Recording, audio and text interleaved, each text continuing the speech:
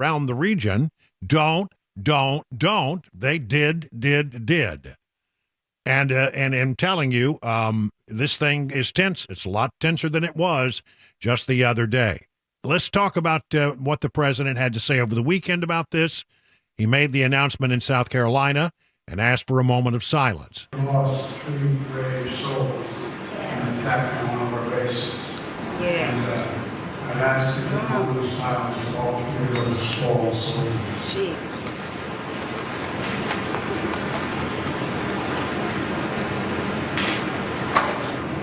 And we shall respond. And we shall respond is what he says. But how will they respond? Well, over at the Pentagon, Sabrina Singh just gave a briefing a few moments ago and said, well, we'll do it in our own time, in our own way, when we're ready, but we do not seek a wider conflict with Iran. We're going to respond, as the president said and the secretary has said, at a time when we feel that we need to respond. I am not going to get ahead of the president or any decisions. We don't seek a wider conflict with Iran. We don't want a war with Iran.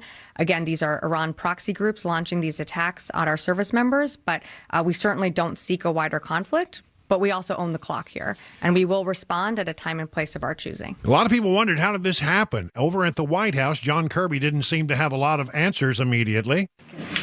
Thanks, John. A couple of just basic fact pattern questions. Can you confirm that the initial reports suggest that the attack drone that killed the U.S. forces was misidentified for a U.S. drone that was returning to that base? I cannot. Can you update us on has the U.S.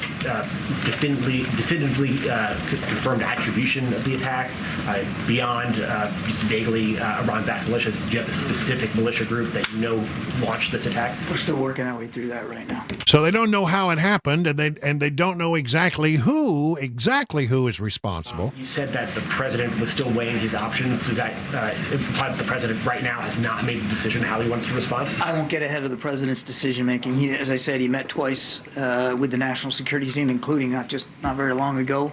When we have something to speak to, we'll speak to it. And speaking to it, will we hear directly from the president? Will he speak to the American people about this attack and his response when it happens? Well, he mentioned it yesterday in South Carolina.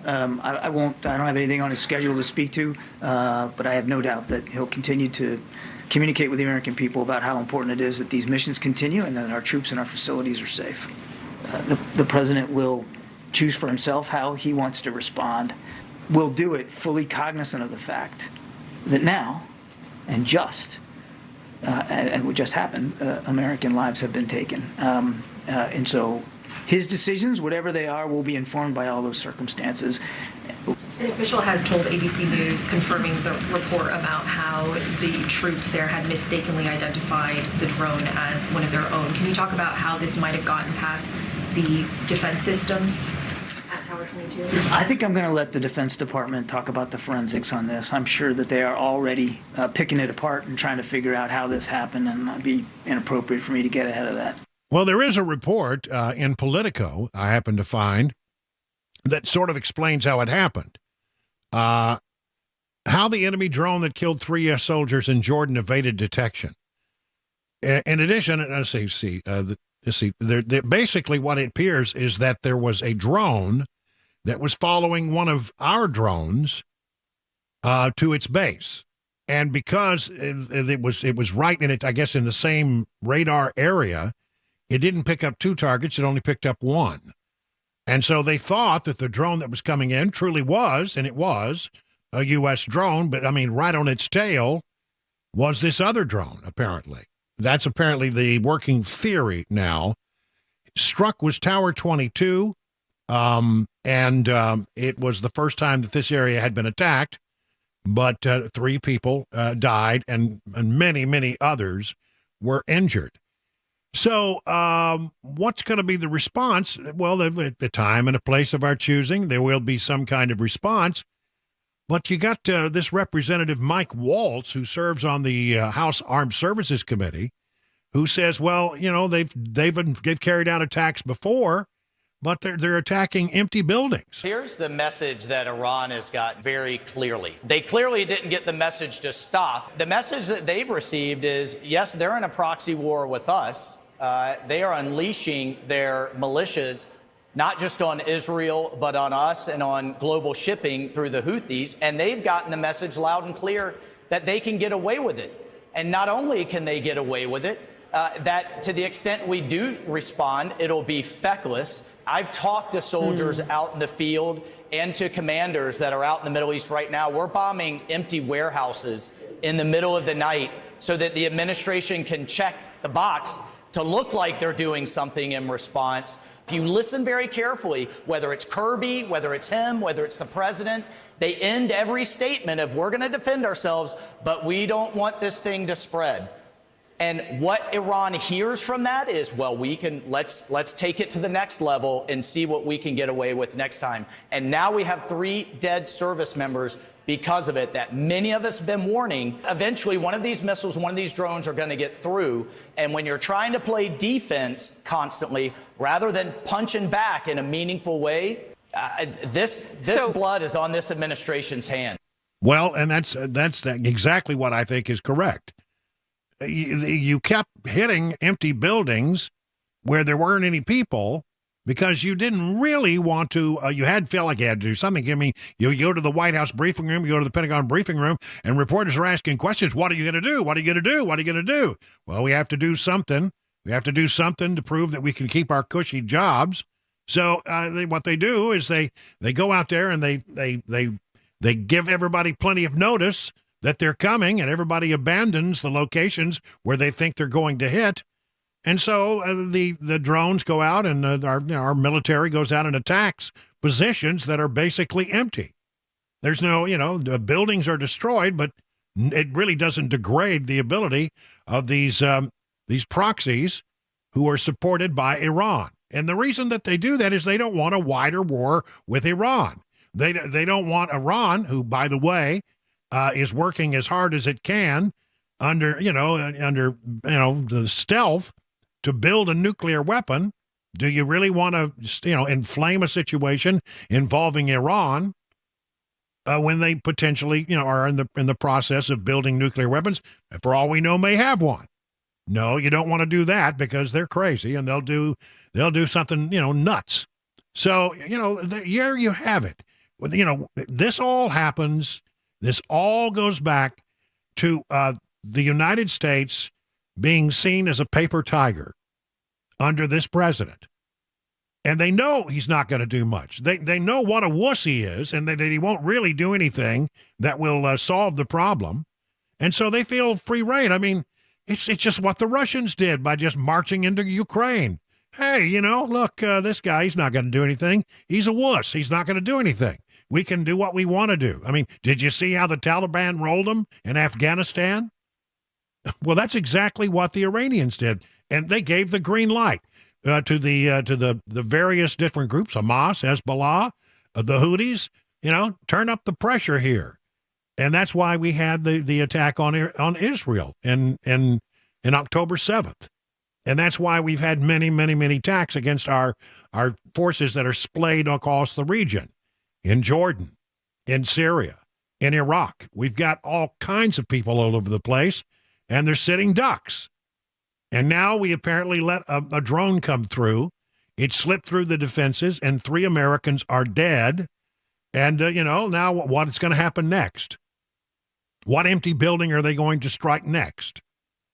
It's a bad situation, and it's because we are perceived as weak on the world stage. It all comes back to that. It used to be a time and a place in this world where America was feared. Donald Trump was president. You had to understand that if you did something against the interest of America, there was going to be a payback. But they don't feel that way with Biden.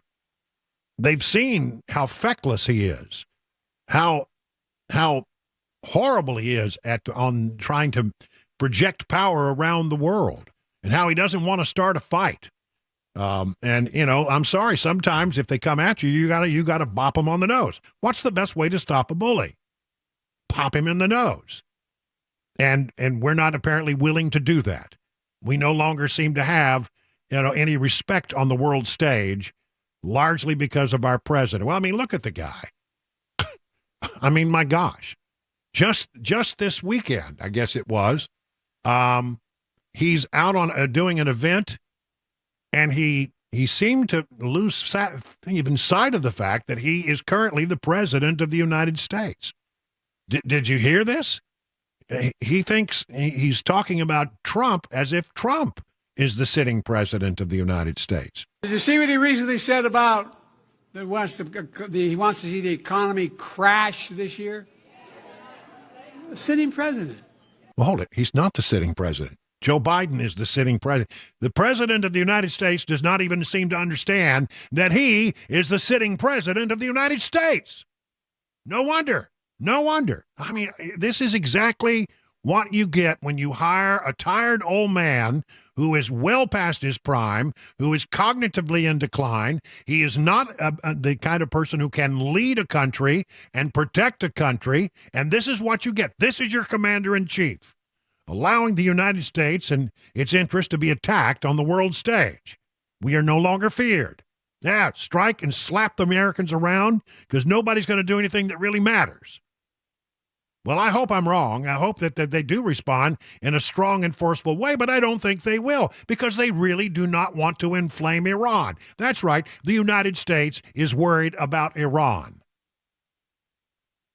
You know, I'm telling you, and they're worried. But I'll tell you what else they're worried about. They're worried about the conflict getting underway in an election year. That's what they really care about.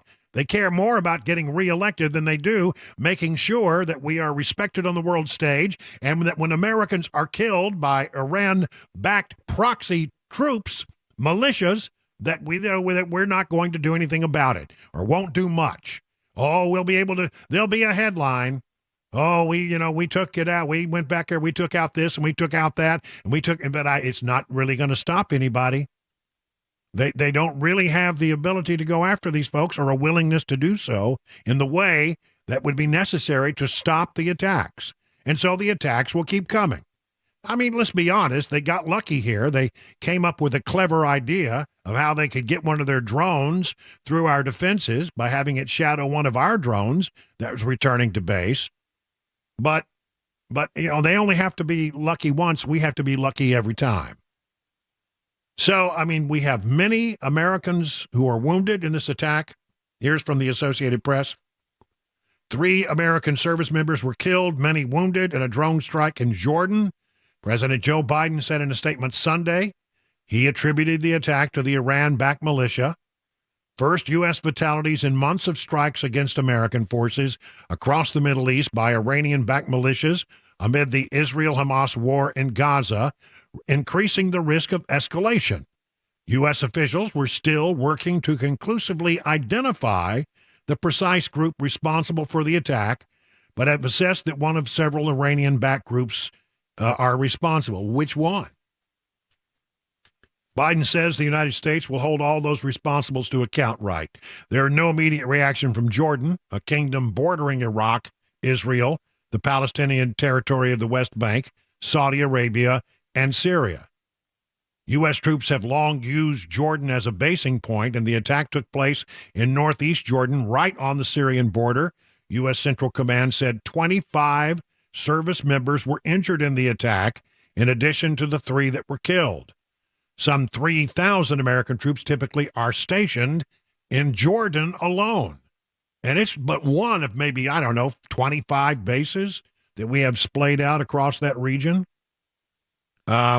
Since Israel's war on Hamas and the Gaza Strip began, U.S. troops in Iraq and Syria have faced drone and missile attacks on their bases.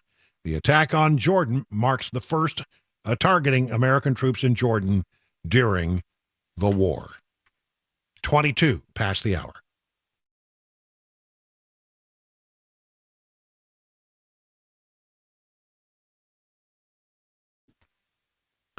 Stinky, stinky, stinky. That's what it's like when you go to some of these auto repair shops around here. I mean, smelly, greasy old rags lying on the floor, a countertop that you wouldn't really want to touch. Another thing that stinks is repair shops that keep your car forever. They're not honest, and they don't call you back when they say that will. If that was your last experience at a vehicle repair shop, it's time to check out Eurofix. Now, Eurofix takes the stink out of European auto repair. At Eurofix, you get a free 15-minute no-wrench inspection with an estimate at every visit. No high-pressure sales tactics. At Eurofix, you get a 3-year nationwide warranty and a free loaner car with every repair appointment. Never pay dealer prices. Eurofix now in Franklin, 100 Oaks, Murfreesboro, Belmead, and their newest facility in Mount Juliet. Call 844-EUROFIX, that's 844-EUROFIX, or visit myEurofix.com and tell them your friend and radio buddy Brian Wilson sent you.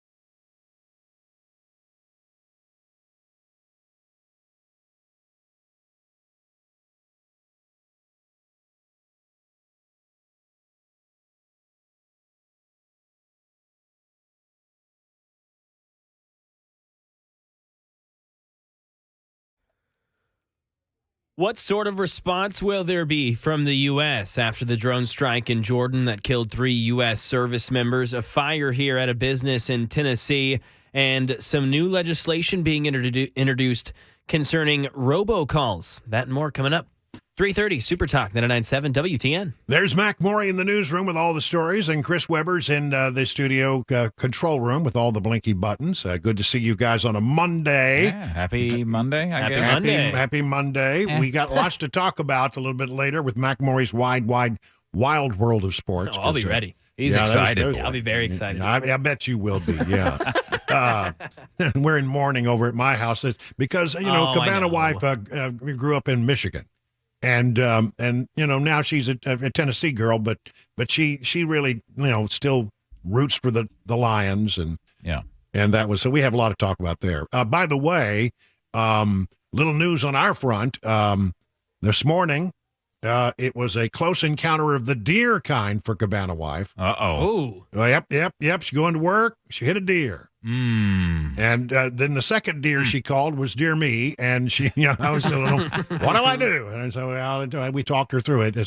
Thank goodness she's okay, and the car is already in the shop, and where it's going to need a lot of work. But it was Cabana Wife 1, Deer 0, and we're now in the process of fixing the damage. I mean, yeah, that's always fun. Yeah. I know. What a mess those things. It's funny. Just the other night, we were over with some friends having dinner, and the last thing they said when we got in the car was, "Watch out for deer."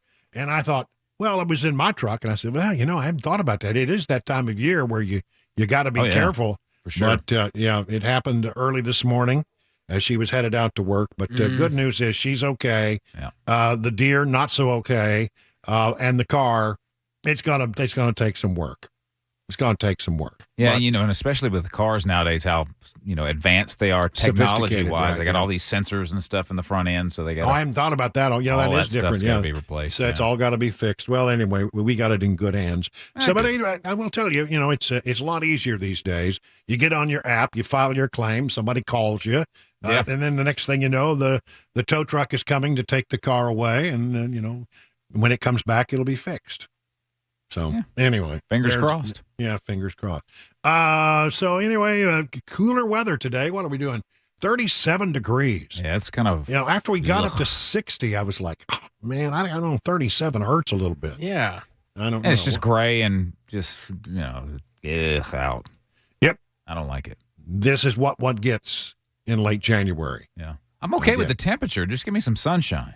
Yeah, it would be nice, wouldn't it? What was it, Saturday morning? We had a lot of sunshine. Yeah, that was great. And that was pretty nice. That was really good. I felt like I kicked the dog out. I kicked Grogu outside. I said, go get some sunshine. Go out there. And besides, you're starting to stink up the joint a little bit. Go out there and get some fresh air. All right, 3:30 now on Super Talk 99.7.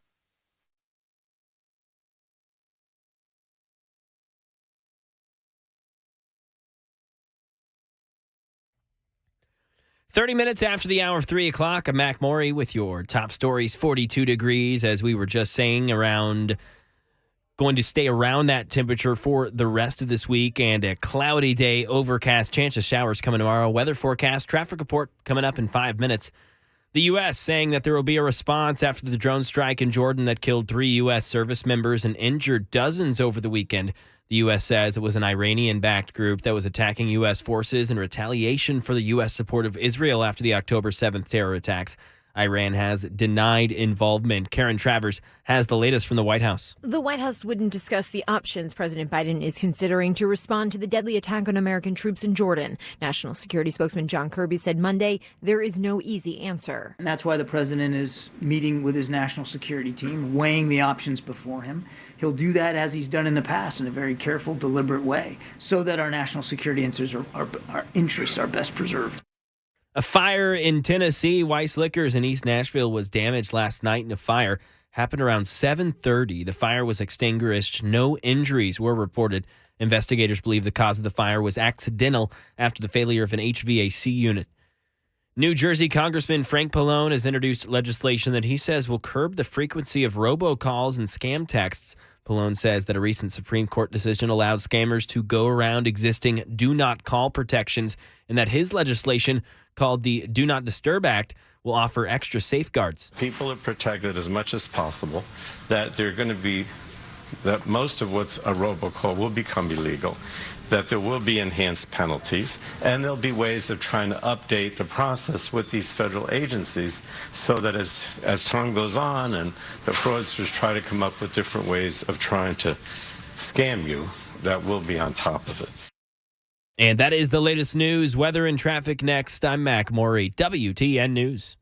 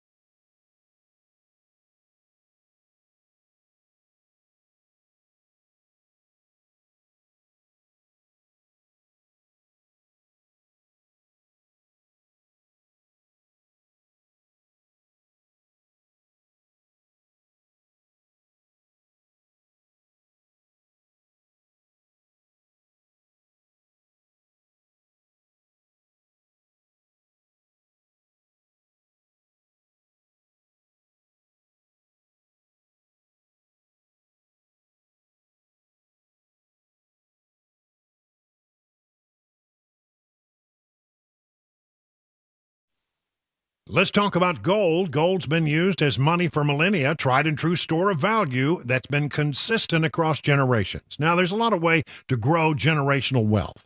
Some people have said, well, land, art, and precious metals. Well, land, who can afford land right now with interest rates what they are? Art, well, you got to know something about art. Precious metals, there's something you can really wrap your head around. It's tangible. It's real. You can put it in your hand. You can feel it. You can put it in your safe. I mean, really, honestly, it has value. And inflation is currently decreasing the value of your actual greenback money. You know, gold and silver can be a safe haven during uncertain economic times, and you can learn about all the importance of owning precious metals by going to Nashville Gold and Coin. Maybe you have gold that was given to you, you're curious about what it's worth, or maybe you just want to learn about precious metals. Well, they're the folks you can turn to, Nashville Gold and Coin. Always available to discuss your options and educate you on the precious metals market. So do what I did. Go to Nashville's real money source, Nashville's Gold and Coin. You can set up your one-on-one appointment by going to their website, NashvilleGoldandCoin.com.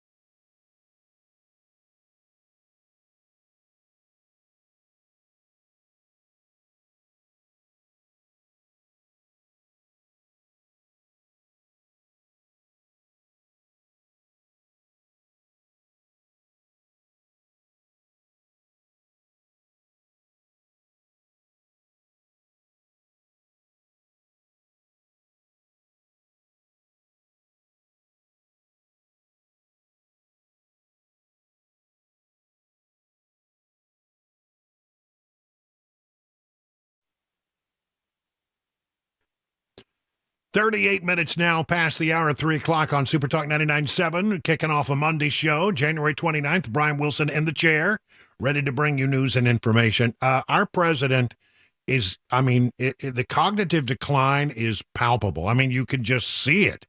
It's like every week it gets worse and worse and worse. I mean, last week we had this, nonsensical statement that nobody seemed to be able to decipher exactly what he was saying. Beer brewed here, it is used to make the brew beer in this refinery. Oh, Earth Rider, thanks for the Great Lakes. I wonder why he's trying. I don't know exactly what he was trying to say there. I don't know why they were laughing. I think they were laughing because he didn't make any sense.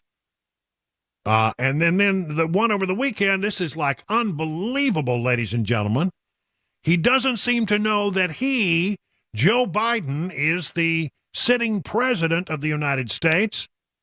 I mean, he's given a speech and he starts to talk about Trump, and he says the following. I'm not making this up.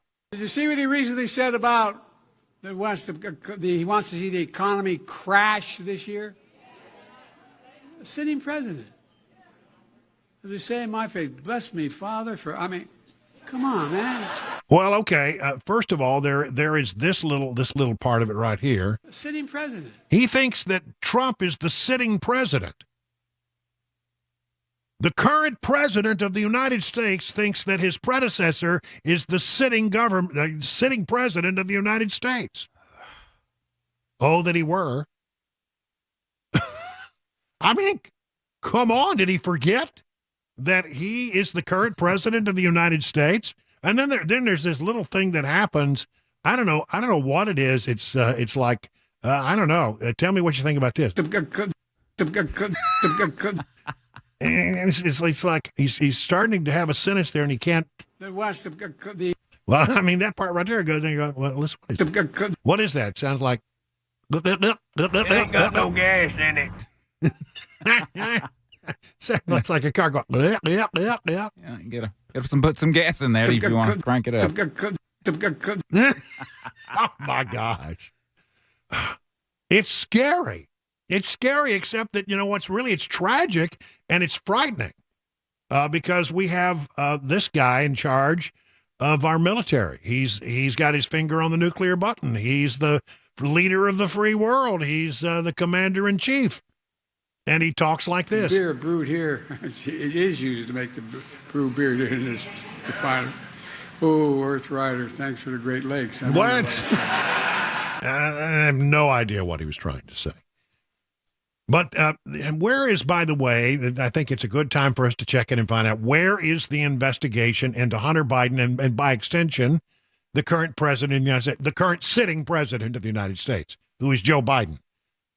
Maybe somebody should tell Joe Biden that.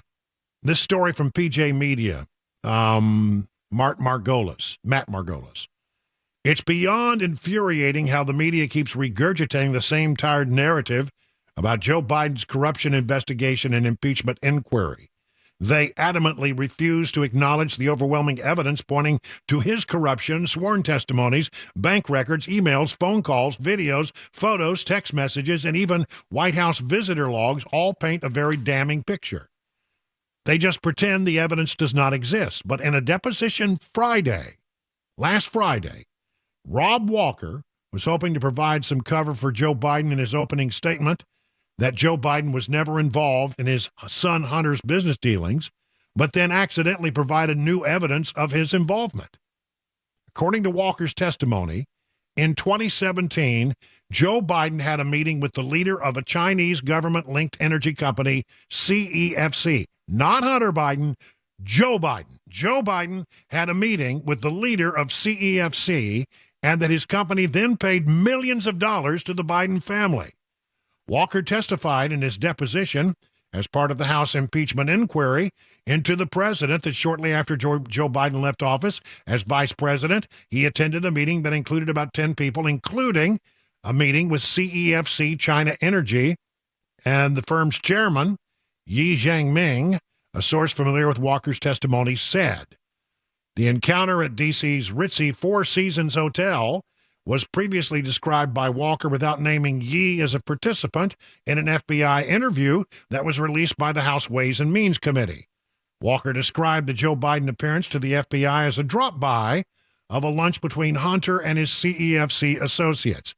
Wait. Joe Biden keeps saying that he didn't have any knowledge whatsoever of Hunter Biden's business dealings and never really, and got himself involved in it. And here we have somebody who has testified in a sworn deposition behind closed doors that the chairman of CEFC was at a meeting with Joe Biden, and Joe Biden dropped by the meeting at the Four Seasons where everybody was staying. The encounter, Walker described the Joe Biden appearance as a drop-by of a lunch between Hunter and the CEFC associates. Joe Biden said hello to everybody, literally sat down. I don't even think he drank water. I think Hunter said, I may be trying to start a company or try to do something with these guys, and could you? And I think he was like, if I'm around, he'd show up, Walker told the Bureau. Walker attempted to claim Biden's appearance at the meeting was completely innocent. Walker told the committee that he believes Joe Biden briefly dropped by because Joe Biden simply wanted to lay eyes on his son, who was in and out of sobriety, a source with Walker's testimony told the New York Post. Wow. Today, we learned that Joe Biden met with the now missing chairman of CEFC, Yi Jianming, as Hunter Biden's associates received $3 million from that same company. By the way, controlled by the Chinese Communist Party. Evidence continues to reveal the Biden sold Biden brand to enrich the Biden family, said House Oversight Committee Chairman James Comer in a statement released Friday. The Chinese company paid Hunter Biden and his associates $3 million shortly after Joe Biden left office as a thank you for the work they did while Joe Biden was in office. Members of the Biden family received payments from the Chinese deal, even though they did not work on it. This is the type of swampy influence peddling the American people want us to end. Again, statement attributed to committee chairman James Comer, who continues to work behind the scenes to get all this information. By the way, we are now waiting on Hunter Biden's testimony in a sworn deposition. They are trying to work it out, but they say it's going to happen. Hunter Biden will be called in behind closed doors, and he will answer questions. And it's going to be interesting to see what kind of answers we get. I'll tell you what you're going to get. You're going to get a lot of I don't remembers. You're going to get a lot of on the advice of my attorney, I choose not to answer that question as it might incriminate me. Well, that'd be interesting in its own right. And then you're going to get an awful lot of Abby Lowell, his attorney, objecting to every question and trying to keep everybody off balance, which he's really good at. But, you know, it's still going on right now. Still going on. And it is, I'm telling you, I think they're going to get something. Here's from the New York Post had a big story on this. Say the same story, but a different take on it. A key Biden family associate revealed new details Friday about Joe Biden's alleged involvement in foreign business relationships, saying the future president met in 2017 with the leader of a Chinese government-linked company that paid millions to his son Hunter Biden and brother James Biden. By the way, you know what? It doesn't have to go into Joe Biden's account for it to be inappropriate. I mean, there have been many cases brought by the Justice Department against officials, elected officials, where they went because the family was enriched. It was still considered a bribe or a kickback. It doesn't have to go directly into Joe Biden's account. It only has to go to a member of the family. The family was enriched. The family was enriched time and time and time again because of their association with Biden. The only thing they were selling was the Biden brand. Well, you know, come to me. We have a lot of influence. We can get things done for you. You know, let me know what I can do for you. I can put in a call and a good word to pop for me if you want. And that's what they were paying for.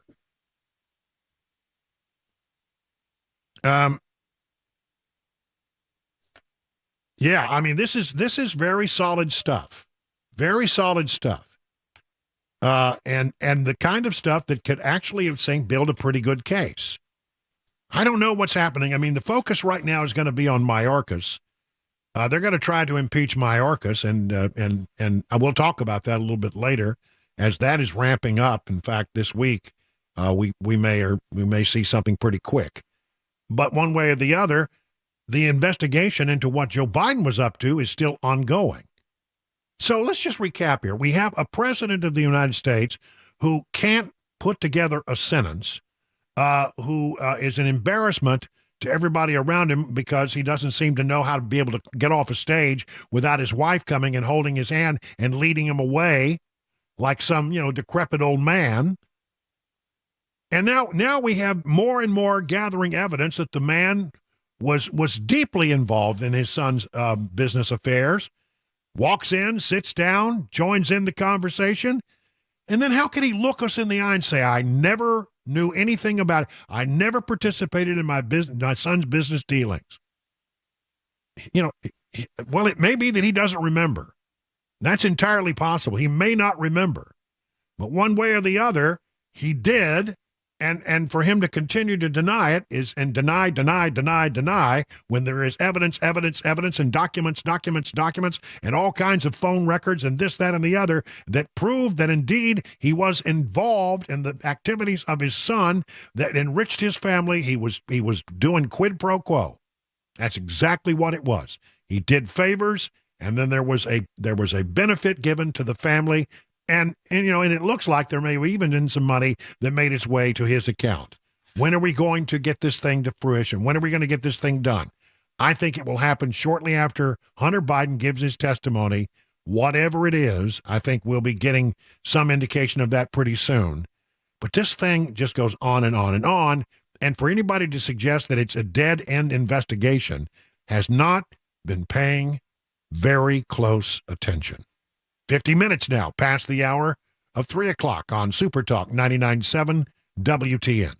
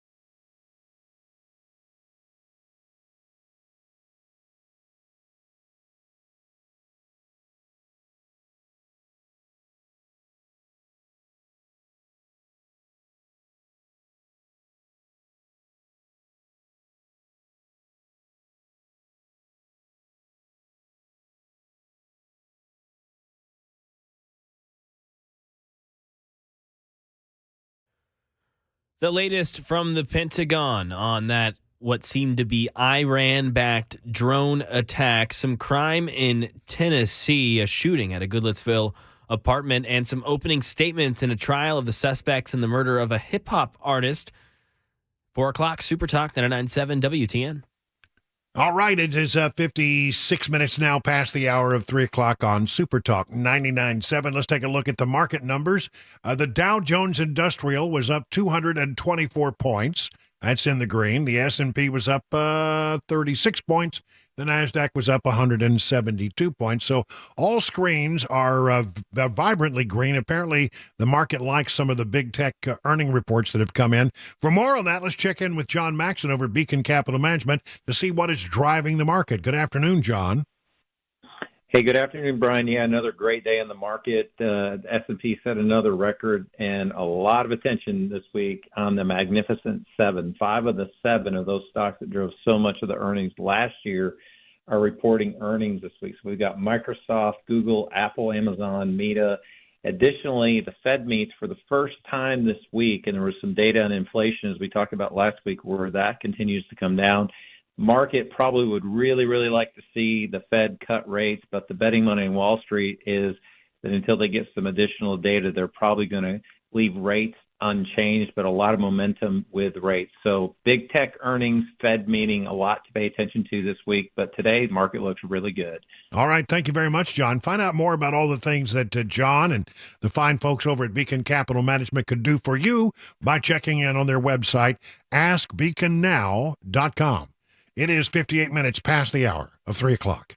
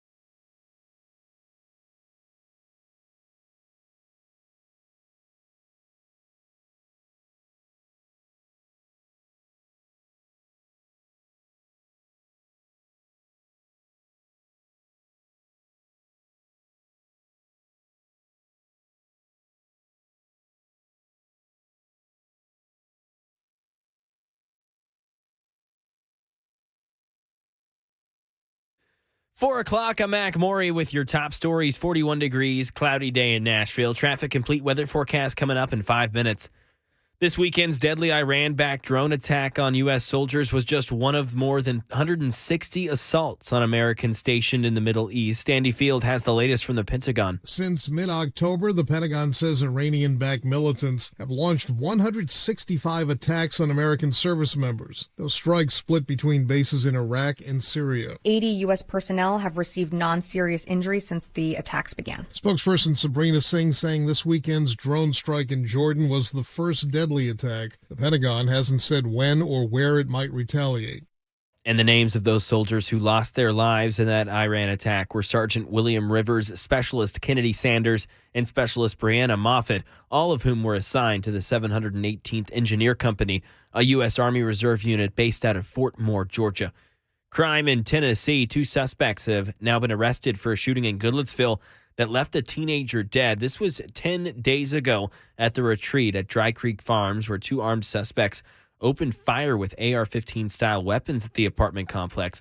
A 15-year-old boy was arrested on January 25th and charged in the shooting, and 19-year-old Terry Richardson was taken into custody on January 27th and charged with criminal homicide. The 2 allegedly left the apartment and returned later, where they opened fire. In opening statements in the trial of the suspects in the murder of a hip-hop artist, Jam Master Jay. Here's Derek Dennis. It's been 21 years since the murder of Jason Mizell, otherwise known as hip-hop artist Jam Master Jay, shot in the head and killed in a recording studio in Queens, New York. In opening statements, prosecutors said the 2 suspects, Ronald Washington and Carl Jordan Jr., carried out the 2002 murder as revenge for being cut out of a drug deal. Mizell's mother and siblings have all died since the murder, but others were in court, including this family friend known as L Train. I just want to see justice being served, that's all. Defense lawyers say the murder happened so long ago and without any forensic evidence that the suspects should be exonerated. And new hope in the decades-long search to solve the mystery of what happened to aviation pioneer Amelia Earhart, the first woman to fly solo across the Atlantic, who disappeared after setting out on a journey around the world in 1937. A sonar image now shows what some say could be part of her Lockheed 10E Electra aircraft sitting on the ocean floor. Allison Kosick has the story. Tony Romeo, head of the exploration company Deep Sea Vision, recently searched across 5,200 square miles of the Pacific Ocean floor using an unmanned submersible. In the final leg of the expedition, the team captured a sonar image of what looks like an object shaped like an airplane resting underwater within 100 miles of Howland Island, near where Earhart was believed to have gone down after refueling in Papua New Guinea. Romeo says he wasn't surprised to find the aircraft intact, saying, "We always felt that Earhart would have made every attempt to land the aircraft gently on the water." And that is the latest news. Traffic and weather up next. I'm Mac Morey, WTN News.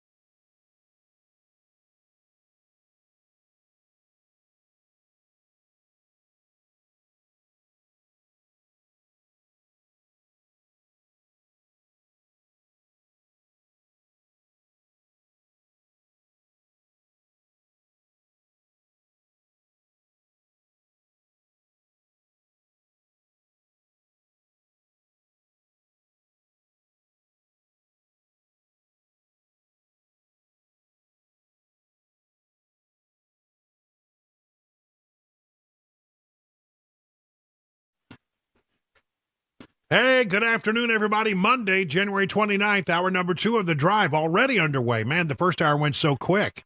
And, sadly, I don't like to have to make corrections, but I have to make a correction if I want to have dinner tonight. Uh-oh. Yes. I told you that there was a deer encounter. My Cabana wife was on the way to work this morning, and there was a collision between her car and a deer. Yeah. And I made the horrible mistake of saying that she hit a deer. She wants you to know that the deer hit her. Yeah. That she wants to make sure that that I get the right language here. I mean, does she think the deer is going to sue? I don't know.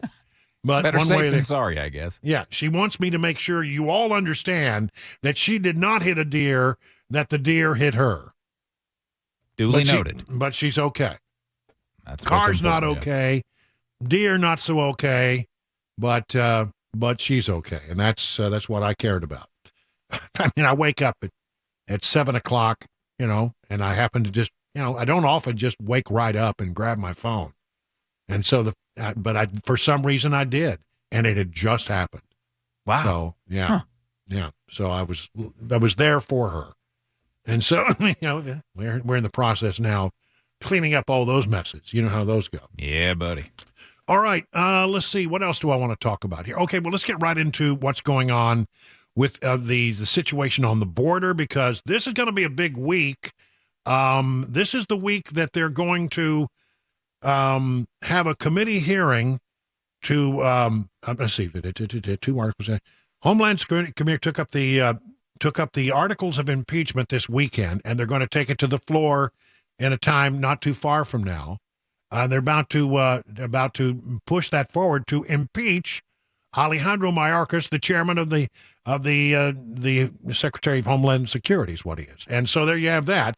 Our own Mark Green is the man behind it. Mark Green, congressional representative for the 7th Tennessee Congressional District, is chairman of the Homeland Security Committee, and he will be with us on Thursday, which is going to be a very busy week for him, but he's going to be joining us Thursday afternoon to talk more about these articles of impeachments against Alejandro Mayorkas.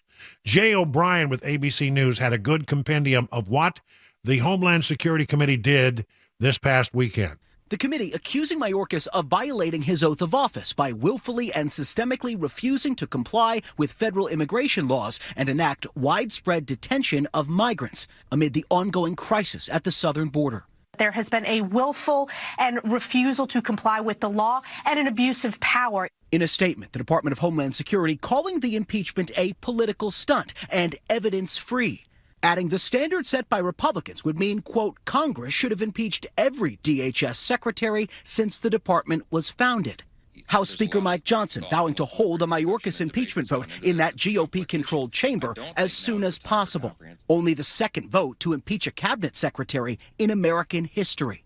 Meantime, in the Senate, lawmakers putting the finishing touches on a landmark immigration deal after months of bipartisan negotiations. This bill could be ready to be on the floor of the United States Senate next week. Sources familiar with the talks telling ABC News the deal gives the Department of Homeland Security the authority to shut down the border if migrant crossings or encounters surge beyond Border Patrol's capacity. It would also speed up the processing of asylum claims. But former President Trump pressuring Republicans not to compromise. There is zero chance I will support this horrible open borders betrayal of America. President Biden telling lawmakers if they send him a bipartisan immigration deal, he'll sign it and use it. Congress needs to get it done.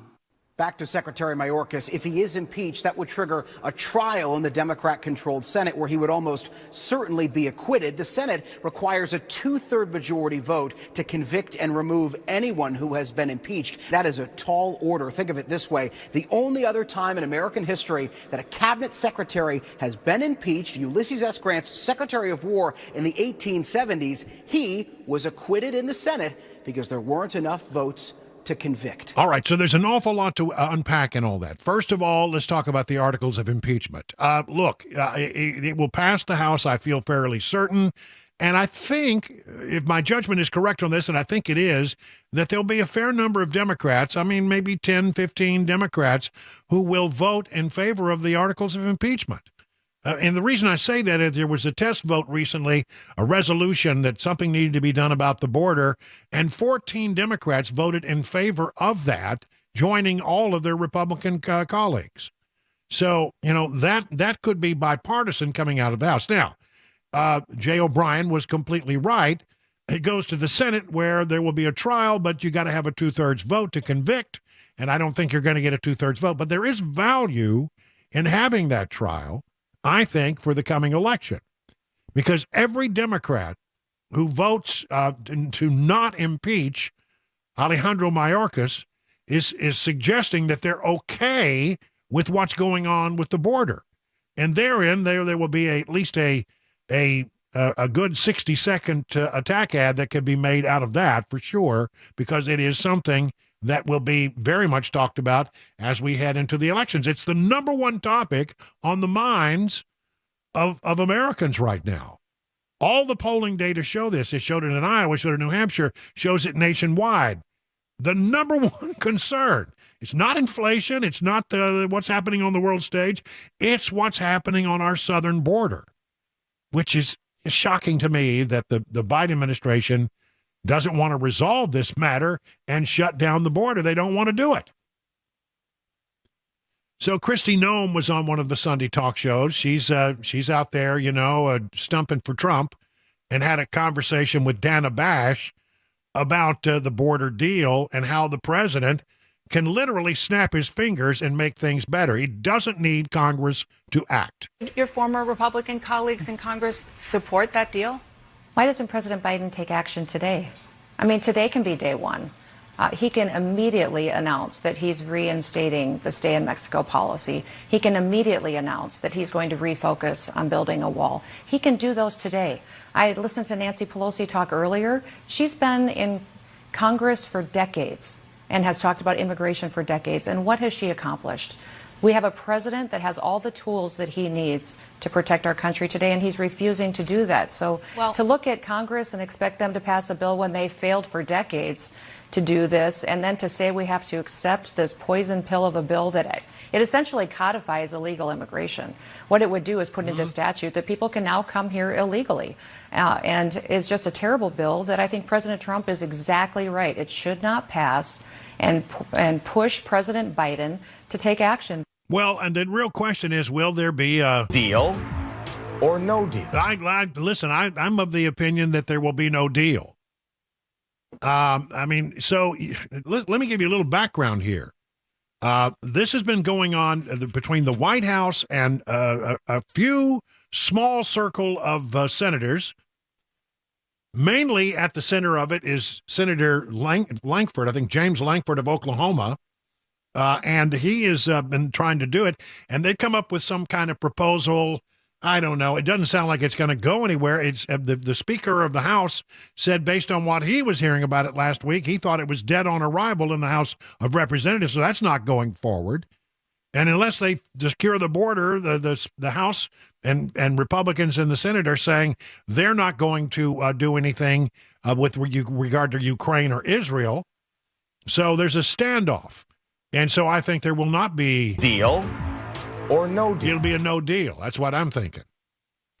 And by the way, Lankford is getting excoriated in the state of Oklahoma that he represents for even coming up and having, these kinds of conversations. Oklahoma Republicans are condemning their GOP U.S. Senator, James Lankford, says justthenews.com, for what they call his open border deal with New York. Democrat Senator Chuck Schumer said that would reportedly allow 5,000 illegal immigrants to enter the U.S. daily. Well, that's no deal. That's not an acceptable outcome. After Oklahoma State GOP Senator Dusty Devers on Saturday posted the Oklahoma GOP State Committee resolution, Lankford dismissed some of the claims in the resolution as internet rumors when he appeared on CBS, Face the Nation, and Fox News Sunday. It would be absolutely absurd for me to agree to 5,000 people a day. This bill focuses on getting to 0 illegal crossings a day. The text of the bill has not been released. The resolution that came out of Oklahoma says that until Senator Lankford ceases from these actions, the Oklahoma Republican Party will cease all support for him.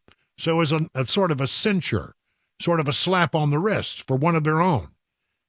More than 170 active Republicans from across Oklahoma attended the meeting on the resolution, and 124 voting members of the state GOP committee resoundingly approved the measure, according to Wayne Hill, vice chairman of the state GOP party branch.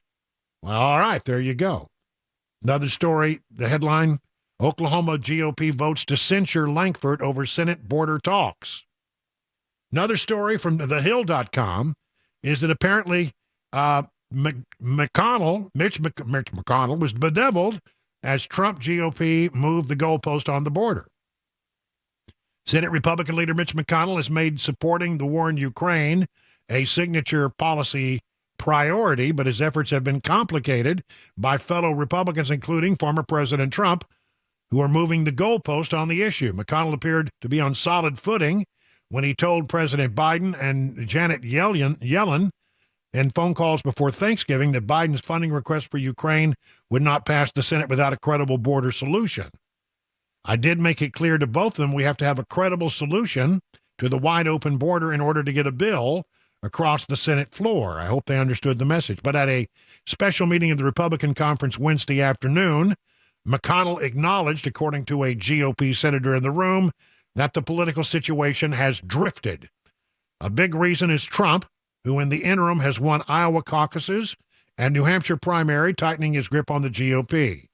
Republican senators say Trump is now telling GOP lawmakers he wants to deny President Biden a victory and run on the issue, a motivation that Senator Mitt Romney of Utah blasted as being appalling. But Republicans would make a serious mistake by walking away from the border deal, says Tom Tillis, in the belief that somehow it will help Trump beat Biden in the November election. So I don't know. I don't think it's going to pass. It doesn't sound like it's going to pass. Trump is against it. House Republicans are against it. The Speaker of the House is against it. And a fair number of Republicans in the Senate are against it. I don't think it's going to pass. And so until they give something that is more substantial, that at least. Meanwhile, there is a trucker convoy heading to 3 border states. The group calls itself God's Army, and the organizers of the Take Our Border Back convoy are on a mission. They want to stand up against globalists they claim are behind the open southern border that allows illegal immigrants to cross the border from Mexico. This from hotair.com. The plan is for truckers to leave Monday from Virginia Beach, Virginia. They will drive through the southeast. Stops will be made in Florida, Louisiana before they arrive in Texas. The rallies are planned on February 3rd in Eagle Pass, Yuma, Arizona, San Ysidro, California. Organizers see this as a good versus evil fight. One professor of sociology told liberal publication Vice that there is concern this situation may escalate. Oh, my Lord. Let's see. Well, I mean, I'll tell you, people are upset. People are mad about this.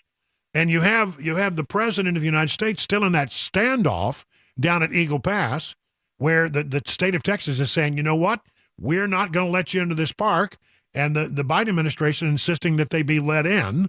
How's that going to turn out when you have the support of 25 Republican governors who seem prepared to send their own National Guard troops to Texas to support the state of Texas in their battle against the federal government if it should come to that? Who would have ever thought this kind of thing could happen? But apparently it is. Now, where are Americans? In the ongoing battle between Texas and the Biden administration to defend our southern border against invasion, more than 2/3, 69%, side with Texas. This according to Breitbart.com.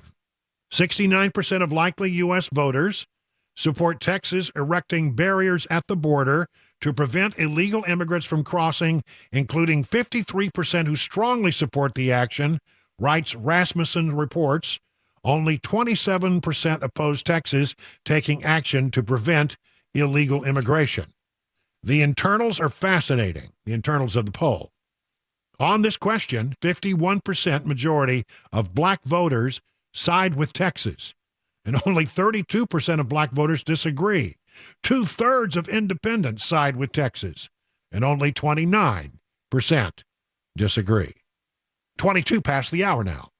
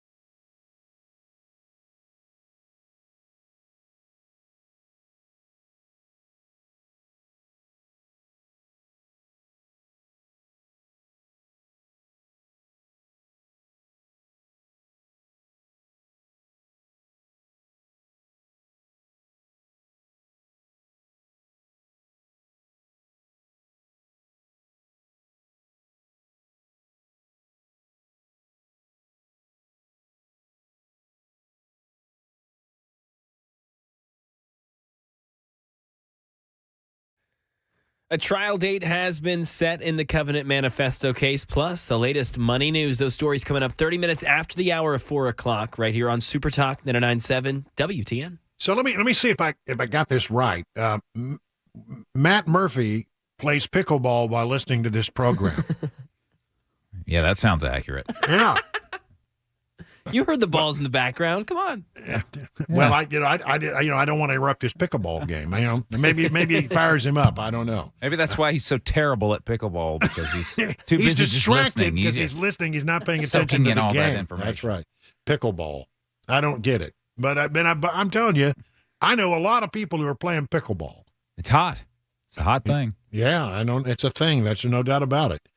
I'll tell you something that is also a thing, and that is that Americans continue to reject the idea of electric vehicles. I mean, I found yet another story on this. Ford came out recently and said, we're pulling way back on electric vehicles because we can't sell them.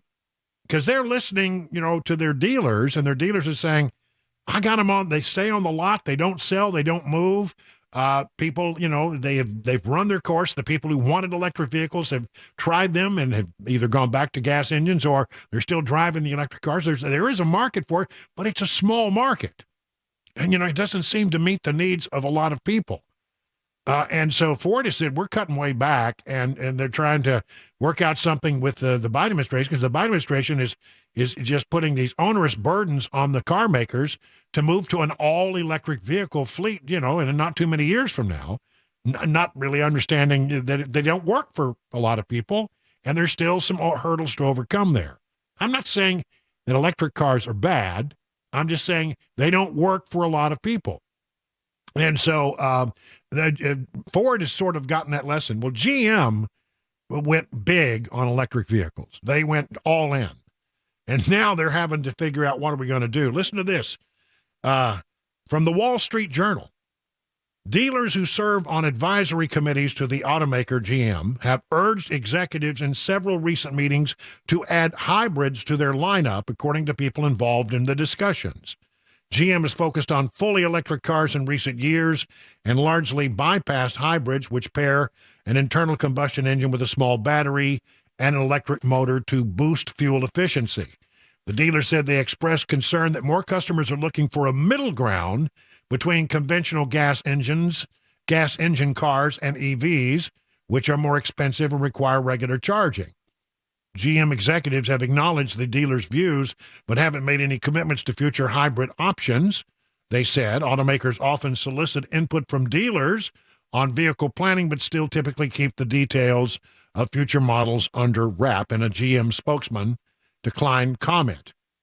The dealers pleased for the company to consider adding hybrid models show another dimension of the pressure facing GM executive Mary Barra as aspects of her EV push stalled. She went big, planning to do big things. Making such a move would mark a major strategic reversal for GM, which, unlike many of its rivals, went all in on Vs and largely set out the hybrid market, which executives viewed as a necessary interim step. Last month, Barra didn't rule out the prospect of introducing hybrid models in the U.S. when asked about it during an event in Detroit, noting that GM sells them in China. Well, isn't that nice? Why can't we get some? I still believe in the end game that you want to move to EVs as quickly as you can, but we have the technology and we'll continue to look at where the market is. They're going to have to do something because, the market for purely electric vehicles is not there, despite the Biden administration's attempts to shove them down our throats. EVs, at least with an EV, it may not be the most powerful thing you ever drove, but you're probably not going to get stuck if you got a little gas in the tank. So there you go. We'll continue to watch it. 31 past the hour.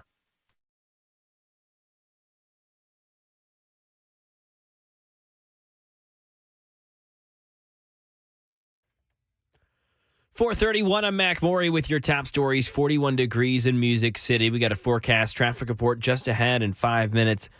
Some breaking news. The TBI has issued an endangered child alert for a young girl who's been missing out of Nashville for almost a week. Authorities say 11-year-old Genesis Howard was last seen by her family Tuesday, January 23rd. She's ran away from home before, but after the last couple of days, she's always maintained some type of contact with her mother, and not in this case. She's been gone. It's been unusual that she's been gone for this long. We'll keep you updated on Super Talk 99.7 WTN. Right now in Tennessee, the Covenant Shooter Manifesto case resumed in court today. A trial date has now been set for April 16th and 17th to determine whether the writings should be released. A motion has been filed to make public a list of documents that is currently under seal. This case, brought under the Tennessee Public Records Act, seeks to have the shooter's journals and other police messages and records related to the shooting released. Now over to some money news. Here's Daria Albinger. Stocks rose ahead of an important week for the economy. The Dow was up 224 points, and Nasdaq added 173, and the S&P closed at a new high, up 37 points. 5 big tech stocks of the group nicknamed the Magnificent Seven will report their latest earnings this week. Apple, Alphabet, Amazon, Meta, and Microsoft. Because they are so much bigger in size than almost any other stock, their movements pack a substantial punch on the S&P and the other indices, and they will need to meet analysts' expectations for growth to justify their huge recent moves. Speaking of Amazon, the company has called off its bid to buy iRobot, citing major hurdles from the European Union. The Federal Reserve will meet Wednesday to make its latest decision on interest rates. The overall expectation is no change this time, but that the central bank could cut interest rates at its next meeting in March. And that is the latest news. Traffic and weather next. I'm Mac Morey, WTN News.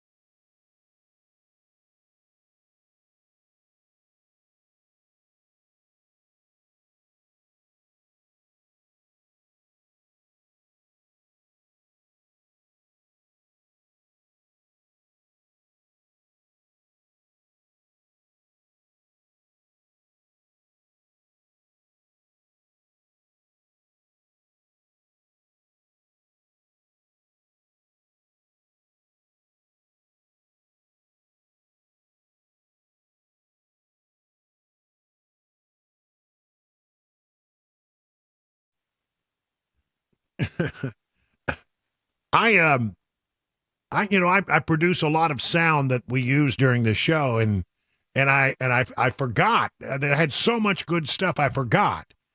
So we got Biden saying this last week. The beer brewed here, it is used to make the brew beer in this refinery. Oh, Earth Rider, thanks for the Great Lakes. I wonder why it's called. And then he was talking about how he said that Trump was the sitting president, and there was this moment where he goes, I don't know what that was. And then there was this other one. I forgot about this one. Asylum officers and over 100 cutting-edge inspection machines to help detect and stop fentanyl coming out our southwest border. What? I mean, the man is losing it. Wow.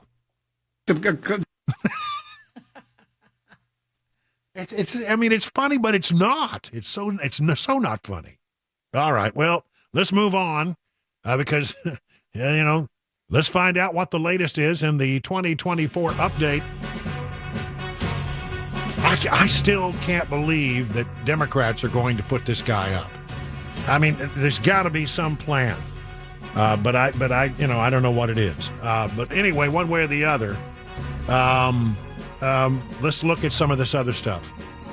I want to focus today on the possibility of a third party. Now, I need to preface everything that I say here with a bit of laying out my markers here. I'm not saying that this is what I want. I just think that, it's my job to sort of look at the political situation and tell you what I think is going to be happening, to sort of look around corners sometimes. And the way I see things shaping up, if it's a race between Biden and Trump, then I think that generally, Trump will do better. I mean, the more people you get into the race in a third party, so far, it sounds like that it hurts Biden more than it hurts Trump. So, I'm not looking for trouble, but I just look around and I say, there's a vacuum here in politics abhors a vacuum, and there is a pathway for somebody, and I don't know who that person is, to get into the middle and actually win this thing, given the way things are shaping up right now. So the reason I bring this to your attention, this is an interview with Mark Penn. Who's Mark Penn? He's a pollster. I mean, most notably, he was Bill Clinton's pollster, Hillary Clinton's pollster. Don't get me wrong, he's a Democrat pollster. But he seems to be pushing right now the no parties label, and seems to be pushing that idea that there's an opportunity for a third party candidate to come in and prevail, something that really hasn't happened in the past. I mean, Ross Perot tried it, and he got what? 19%, I think it was, which was a lot. Right now, Kennedy's at 22% in some polls. That's the last time I looked. So I want to explore this interview that was done with Politico with Mark Penn. Understand, he's a Democrat, but really more, he's pushing this idea of a centrist candidate. And it turns out, and I did not know this, that his wife, Nancy Jacobson, runs No Labels. And so here's what he said to Politico, just so you know. All right. Again, I'm not wanting this as an outcome. I'm not promoting this as an outcome. I'm just saying, get ready, because this could happen. Penn reports that 64% of voters say the country needs another choice. If it's a Biden-Trump rematch, and that most voters would consider a moderate independent candidate as an alternative to the current president and former president. So let me dig a little deeper into here. The question was, you've been very, very bullish on the demand for a third party out there, and a lot of people disagree with you on this one, but make the case. Okay.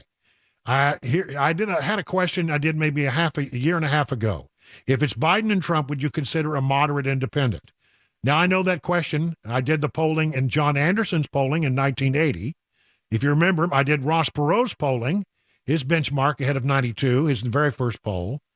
There was maybe 35% who were really interested and could go for a third party, and he got up to 39% in June of 92, right before he pulled out.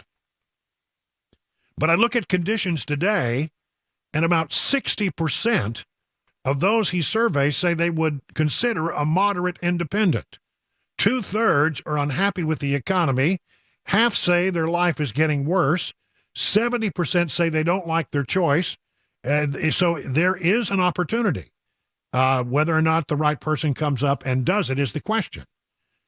But third parties, he was asked, when they come along, attract attention because they're addressing an issue that the two major parties are ignoring.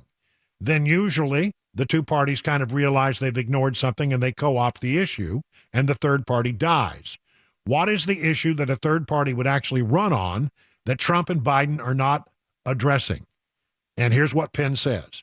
The issue of national unity and solving problems like immigration. Comprehensive immigration reform has been favored by 60 or 65% of the population in the last 10 years. Most issues have solutions that in the current polarized environment are not getting implemented. The opening here would be for a third party to come in and say, look, we're actually going to fix the problem because we're going to be divorced from the partisanship that the Republicans and the Democrats have. All right, so it goes on. I'm going to push through a lot of this stuff. This interview goes 24 pages, so I don't want to read all of it. But there are some key passages that I think are interesting.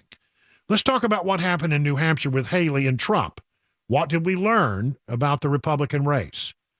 Haley had a credible candidacy, really drawing from the independent voters. We know that about 70% of the votes, by the way, in New Hampshire were independents and Democrats who voted for Nikki Haley. We knew that the real feature of the primary was that there wasn't going to be much of a contest on the Democrat side, so there'd be a healthy population of independent voters that would give her a chance. We really learned that Donald Trump has a commanding hold on the Republican base, getting 70 to 75% of registered Republicans in New Hampshire. Now, hold on a minute. The thing that's interesting about that is, yes, but that means that there's 25% maybe, or 30% of Republicans who might be available. That's the other thing, at least in New Hampshire. He goes on. Now, most people don't realize there are 23 states that take independent voters in the Republican primary, which is why the most conservative candidate usually doesn't win. But Donald Trump is now the conservative candidate of the Republican base, and Nikki Haley is the independent candidate, drawing primarily from what would be general election swing voters or soft Republicans, and there was not enough of them to put her over at the top in New Hampshire. See, but here's what I keep thinking. I look at Nikki Haley and I go, okay, so if you got 27% of the Republican vote in New Hampshire, and but 70% of your support came from people who were independents or Democrats who crossed over, right? And then there's another 27% of Democrats or so. I'm just spitballing that number, but there's a good 25%, let's say, who just can't vote for Joe Biden under any circumstance. You get 27% of the Republicans, 27% of the Democrats, and a fair number of moderates. You could be you could be a really interesting candidate if you ran as an independent. So, that's something that there's no sign she's going to do that. But I just keep doing the math and I say, well, why ultimately, if you wanted to be the president of the United States, wouldn't you consider that? And this is something that they never quite get to in the article. He was asked again, Mark Penn is, if you're only winning 25% of Republicans, does that data on Tuesday night mean that she's got no path, even in the remaining states? Well, you always have a path if you change voter minds, but if you can't get more than 25% of the Republican base, practically speaking, she's going to lose and will get murdered in the caucuses. Structurally, unless she has some kind of game changer, she's likely to lose the Republican nomination. Let me go on a little deeper, talking about, what the middle might do and what he's pushing. If she is, that would be a case for Nikki to stay in a bit longer. If she's willing to be Trump's vice president, if she doesn't want to be Trump's vice president, she should drop out, he says. But if she wants to forge a coalition that might be useful in the future, and at the end of the day, she's willing to accept that, Trump will have to go kicking and screaming, but Trump has no choice, in his opinion. He could pick her, he could pick Tim Scott, is what he says. Again, a Democrat pollster looking at the other side. And then there was one other thing that he said that I wanted to bring to your attention. about the various legal cases against Trump, because he's asked questions about this and he's done polling on it. I was thinking about how to formulate the question. So I said, suppose he's convicted in the classified documents case, who would you vote for? And I found out they don't care about the documents. So I said, what if he's convicted in Georgia? Well, they someone care about that. Then I said, well, if he's convicted of the January 6th case of helping to foment the riot, then Biden wins. He said, so it really said to me, okay, it's the Jack Smith case that you need to watch out for. That's the dangerous case. Again, I'm just passing on what he said. But here's the other thing that I found very interesting about Mark Penn's comments. And again, I'm not looking to promote the idea. I'm not promoting the idea of a middle class or a middle of the road candidacy. All I'm saying is, it seems to me if you look at the numbers and the environment that we're in right now, there may be an appetite across America for it that we've not seen in past elections. That's all I'm saying. Finally, so we asked voters to name your top 3 issues. And for the very first time in this month's Harvard Capps Harris poll, immigration came up as the number 1 issue in the country. That just has never been the case. There once was a time when crime was the most important issue in the 80s, early 90s. Never was there a time I can recall when immigration was the number 1 issue displacing the economy. I always had an interesting question. How many people do you think are coming across the border every month? And when people would answer, they'd say like 10,000. And then they learned the facts that it was hundreds of thousands. Well, this more was going to explode as an issue if left unaddressed. And look, the best thing for Trump at the moment is that it's the number 1 issue on immigration. And he keeps saying, I don't understand why the Democrats don't try to resolve the issue and take it off the table, which I can't understand either, except that there's a part of me that thinks that Biden's going to throw as much unpleasant stuff across the goal line that will not fly in the election. He knows that it's not going to fly. He doesn't care that it doesn't going to fly because he's ultimately not going to be the nominee.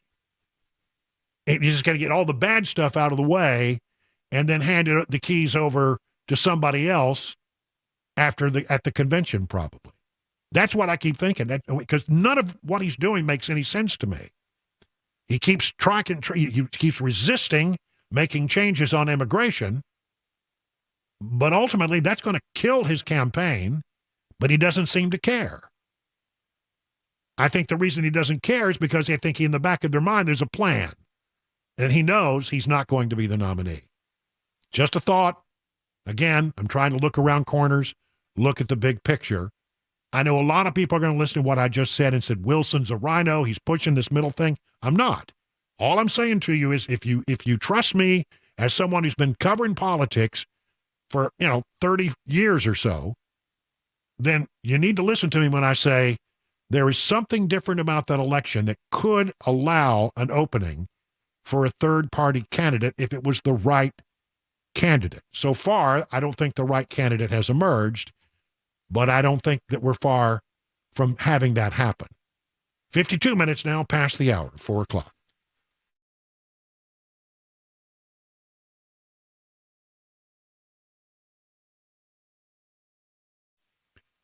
Well, as I told you the other day, I'm beginning my journey to lose weight with the help of the folks at Restoration Wellness Med Spa in Lebanon. I did lose a lot of weight last year, had some issues, but guess what?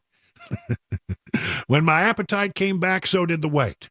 Now, I've never taken on a weight loss client before, but I really like the way Carly and Jamie and the folks over at Restoration Wellness Med Spa approach this. It's not a one-size-fits-all approach. They took the time to really look at my history, talk to me about my lifestyle, and then customize a plan that best fits my needs. It is, in fact, a customized treatment plan. So when you go in, your plan might be completely different. I began last week, and I'll be sharing in the days ahead how it's going for me. So why don't you do what I did? Set up an appointment to develop your customized treatment plan at Restoration Wellness Med Spa and be a part of the more than 1,000 patients who've already seen life-changing results. Whether your goal is to lose stubborn body fat or improve your overall health, Restoration Wellness has a solution for you. Take advantage of the newest technology in weight loss management. Here's the number. Write it down. You ready? 615-470-8124. And you can learn more by going to their website, restorationwellnessmedspa.com.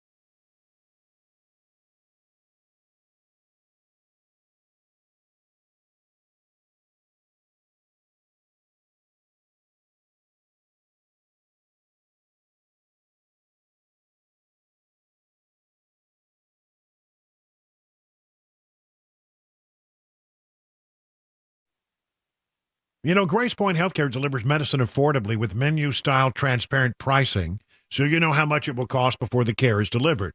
They are known for their smart care plans, and here's how it works. For just $69 a month, you get unlimited office visits and free basic labs for the entire year. And because they treat the entire family, even newborns, they can offer family plans as well. Now, here's the thing. You marry that with a high-deductible insurance plan, and it can end up saving you and your family a lot of money. At Grace Point, they take their time with each patient. They see you the same or next day. There are no long wait times or crowded wait rooms.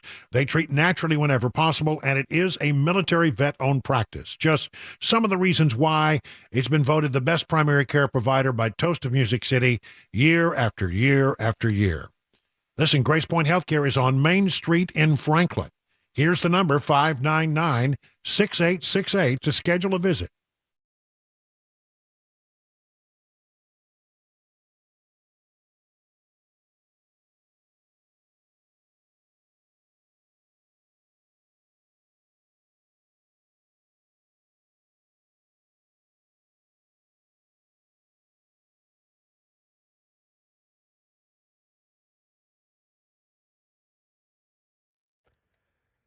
.501, I'm Mac Maury with your top stories. Right now, 40 degrees. It's been a mostly cloudy, overcast day in Nashville. No showers expected this evening. Tomorrow night, may see some rainfall. Traffic weather forecast coming up in 5 minutes. Secretary of State Antony Blinken meeting Monday with NATO Secretary General Jens Stoltenberg in Washington and reiterating the U.S. commitment to Ukraine. Blinken calling on Congress to pass stalled aid to the country still fighting against the Russian invasion. Here's Jay O'Brien. In a press conference alongside NATO's Secretary General, Secretary of State Antony Blinken telling Congress to act on long-stalled aid to Ukraine, currently wrapped up in negotiations over immigration reform. Without it, simply put, everything that Ukrainians achieved and that we've helped them achieve will be in jeopardy. NATO Secretary General Jens Stoltenberg saying he's confident U.S. aid will continue. Because supporting Ukraine is not charity. It is an investment in our own security. And right now in Tennessee, the Covenant Shooter Manifesto case resumed in court today.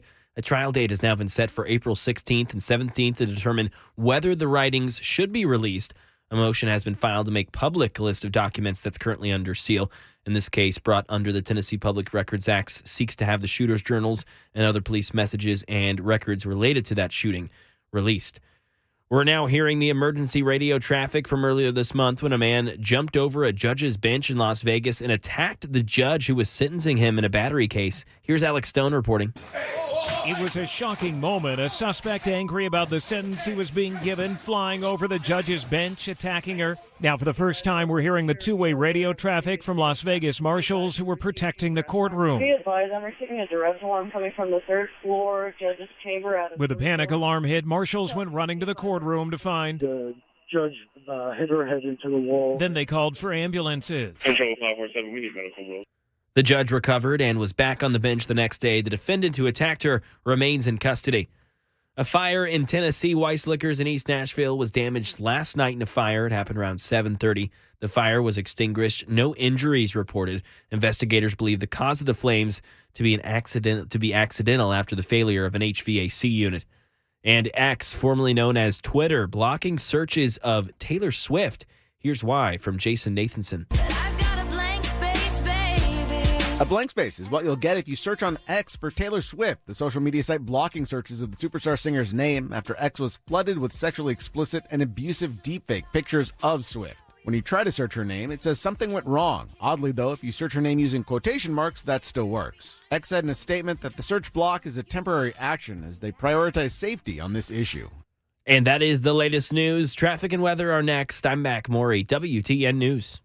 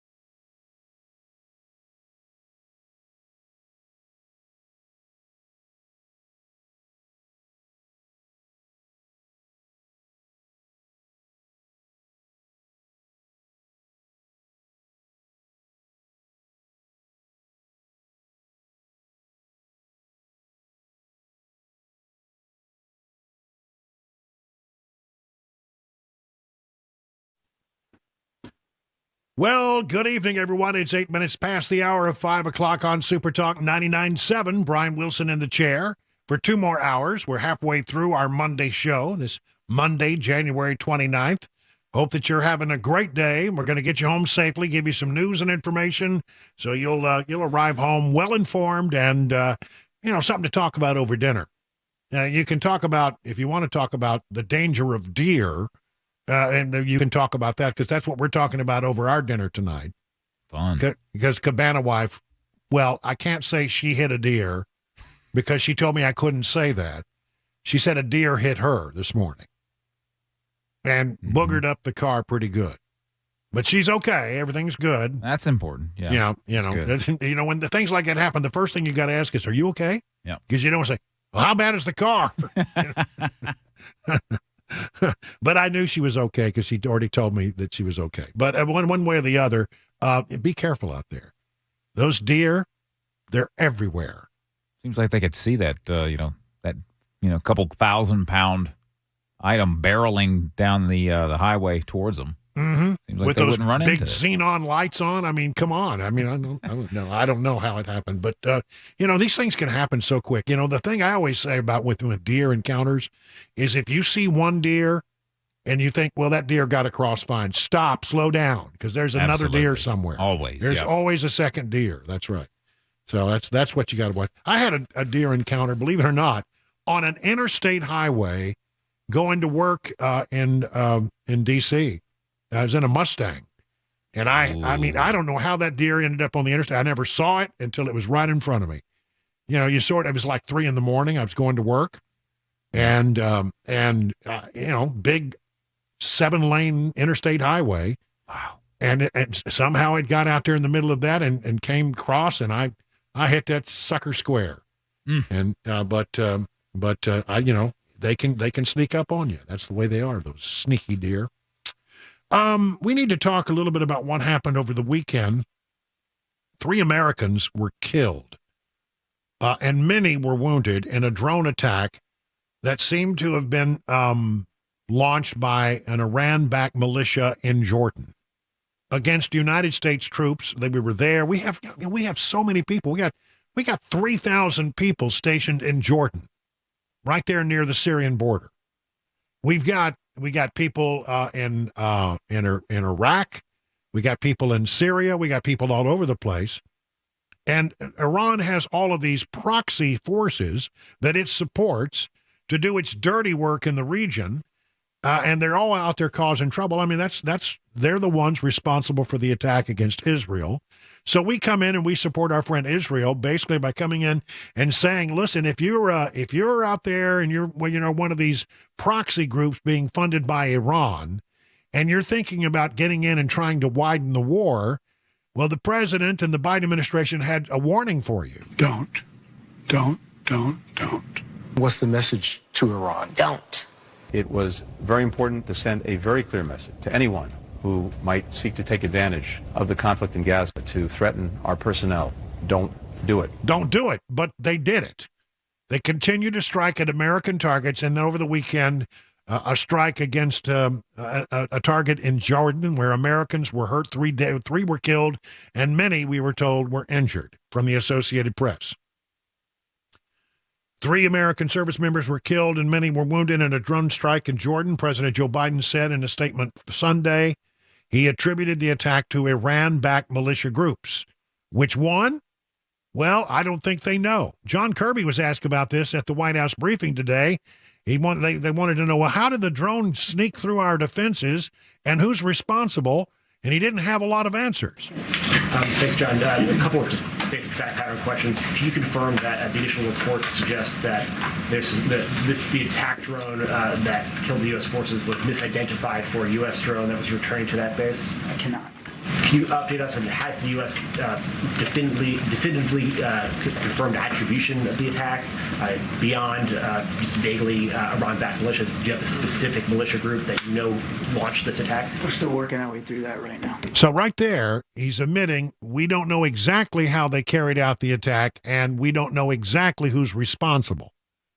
There are reports mostly coming from the Wall Street Journal, quoting defense officials, pretty good reporting here, that what you had was a enemy drone got in behind, I would say behind in probably in very close location to a U.S. drone that was coming back to base.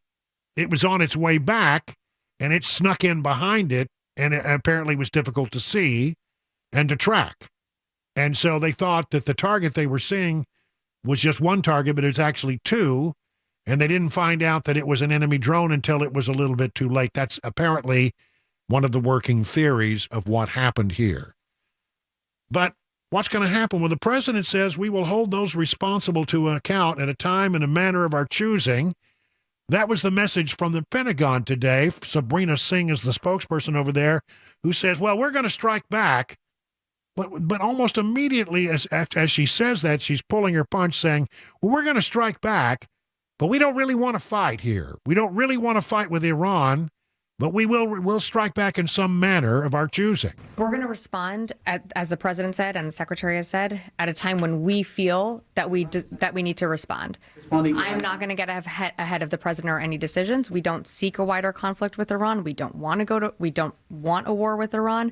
Again, these are Iran proxy groups launching these attacks on our service members, but we certainly don't seek a wider conflict. But we also own the clock here, and we will respond at a time and place of our choosing. Well, okay, that's all good and fine, except that one member of the House Armed Services Committee says, you know, they have responded in the past, but haven't really responded because they go after targets that don't mean much. Here's the message that Iran has got very clearly. They clearly didn't get the message to stop. The message that they've received is, yes, they're in a proxy war with us. They are unleashing their militias not just on Israel, but on us and on global shipping through the Houthis. And they've gotten the message loud and clear that they can get away with it. And not only can they get away with it, that to the extent we do respond, it'll be feckless. I've talked to soldiers out in the field and to commanders that are out in the Middle East right now. We're bombing empty warehouses in the middle of the night so that the administration can check the box to look like they're doing something in response. If you listen very carefully, whether it's Kirby, whether it's him, whether it's the president, they end every statement of we're going to defend ourselves, but we don't want this thing to spread. And what Iran hears from that is, well, let's take it to the next level and see what we can get away with next time. And now we have 3 dead service members because of it that many of us have been warning. Eventually, one of these missiles, one of these drones are going to get through. And when you're trying to play defense constantly, rather than punching back in a meaningful way, this blood is on this administration's hand. Well, that's pretty tough language, but I think he's right. They don't really want, they'll punch, they'll give a little rabbit punch, but they're not going to do the knockout punch. And they're not interested in attacking against Iran in a meaningful way because they don't want this thing to widen and they don't want to get into a larger conflict with Iran in an election year. But really, the bottom line is, I think we have to step back and say, why is this happening? And I'll tell you why it's happening. Because on the world stage, the leader of the free world, Joe Biden, is looked at as being unbelievably weak and feckless. He's being wussy and a wimp when it comes to defending the interest of the United States on the world stage. I mean, I keep saying this. It really is true. It all goes back to the first few days of the Biden administration when he decided we're getting out of Afghanistan and we're going to pull out quickly. Everybody in the world told him, wait, take your time. Are you sure you want to do this? Yes, I know. I'm Joe Biden. I'm a vaunted expert on foreign policy, and this is what I'm going to do, so do it. And he's the commander-in-chief, so you do it badly. And we got rolled. The Taliban was kicking us around. We left millions and millions of dollars worth of combat gear behind, and the rest of the world took note. And it wasn't long before Putin was sending the tanks across into Ukraine. These guys are wimpy. They're not going to do anything. They don't want to have any conflict. And then the next thing you know, October 7th happens. And the Iranian-backed militia around the area and Hamas and Hezbollah and everybody, they start acting up. And there's an attack against Israel, which which turned into the Israeli-Gaza war. We send troops in. We send ships to the area. We've got troops in the area, and they're now all at risk because the Iranians know we keep supplying money to all of these different militia groups, and they'll do all dirty work for us, and they'll attack the United States, and the United States is really not going to do anything about it. So what are the options? Again, from the Wall Street Journal story that seems to have the best take on what they think happened, and they're sneaking in behind one of our drones. The Biden administration has to weigh a response forceful enough to deter Iranian allies from conducting further attacks on U.S. forces and interests while avoid getting bogged down in another war in the Middle East. The Reagan administration attacked Iranian ships and offshore oil platforms in clashes with Tehran, but the U.S. military hasn't previously attacked targets on Iranian territory. Former officials have said the administration might choose from a variety of options short of striking Iranian territory, such as attacking Iran's paramilitary Quds forces, personnel in Syria, Iraq, and Yemen, hitting Iranian ships at sea, or conducting a major attack on the Iranian-backed militia group that is assessed to be responsible. But see, they don't really want to do it. They're picking. I've heard this before. When they carry out something will happen, and they'll fire missiles or they'll fire drones. We intercept them, or maybe there's an attack, but they're hurt, but they're not killed. And you have a situation where they will respond. Well, they go to the White House briefing room, and the reporters are saying, "What are you going to do?" Go to the Pentagon. What are you going to do? They feel like, well, we got to do something. So they attack an empty warehouse in the middle of the night to show that they did something. Check the box. Yeah, we responded. See? Yeah, see how tough we are? We hit targets that don't matter. I don't know that they're going to do it this time. Biden doesn't have the cojones or the will to defend this country and defend our men and women in uniform that are in that region. And he's just weak and perceived as such. And so it's not going to stop until they really, how do you stop a bully? I learned on the playground at John Ireland Elementary in Odessa, Texas, you stop a bully by punching him in the nose. And that's what you got to do. You got to punch a bully in the nose, and Iran is the bully responsible for all of this. Will they do it? No. But we'll watch, and we'll tell you what happens as this goes forward. 21 past the hour now of 5 o'clock.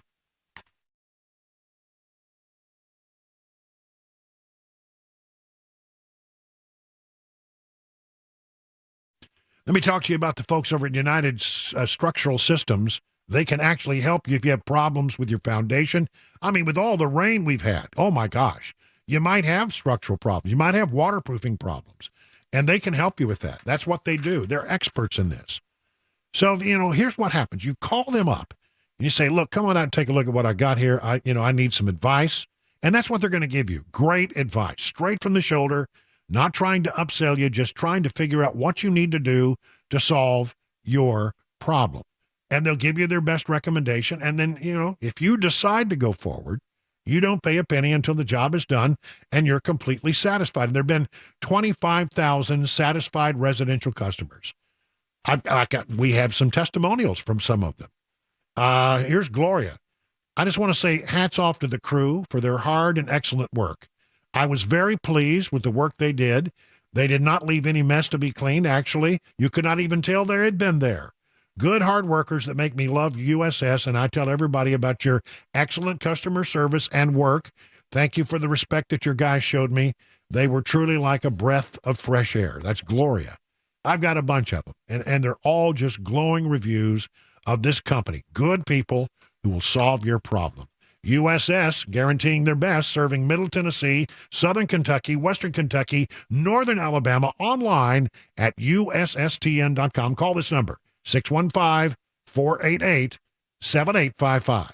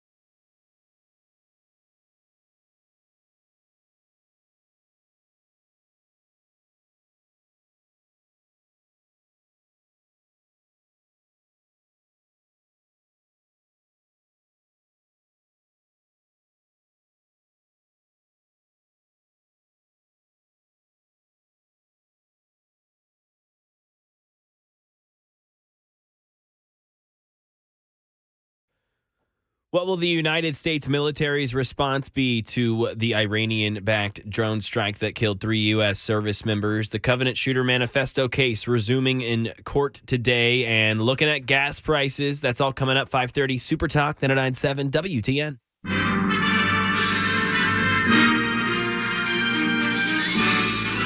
Spanning the globe to bring you the constant variety of sport, the thrill of victory, and the agony of defeat. That's right. It's time for Mac Maury's Wide World of Sports. Now here, without further ado, because we have a lot to talk about, is the one, the only Mac Maury, ladies and gentlemen. Yes. Oh, and the crowd goes wild yet again. Listen, Mac, a couple of great games this weekend, and you were right. You were right. You got all of them right. I didn't check your spreads, but you called them exactly right. And I had my doubts, but I stand here in awe of your prognostication ability. I had a rough wild card weekend going 50%. Since then, on picking the teams to win, I've been 100%, so that feels good. Enough bragging, Maury. Yeah. I'll just say I got them exactly wrong. So take that.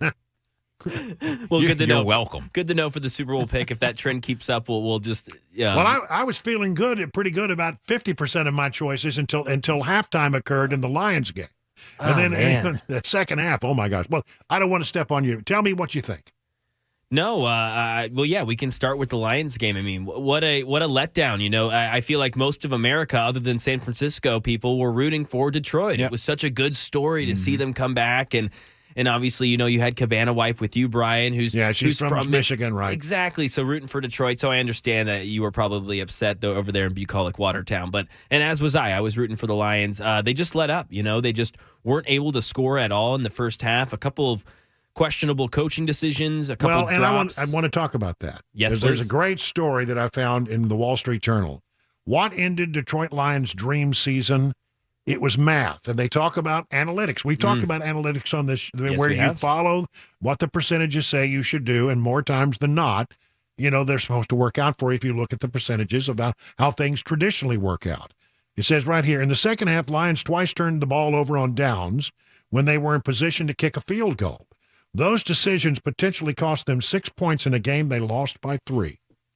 And Mac, you talked about that on Friday, about how aggressive they are. The coaching is on, going for it. I think you said they went for it more than anybody else on fourth down. Yeah, they went for it on more than anyone else on fourth down, and they converted more than anyone else on fourth down. That was their whole story. And it was odd, Brian.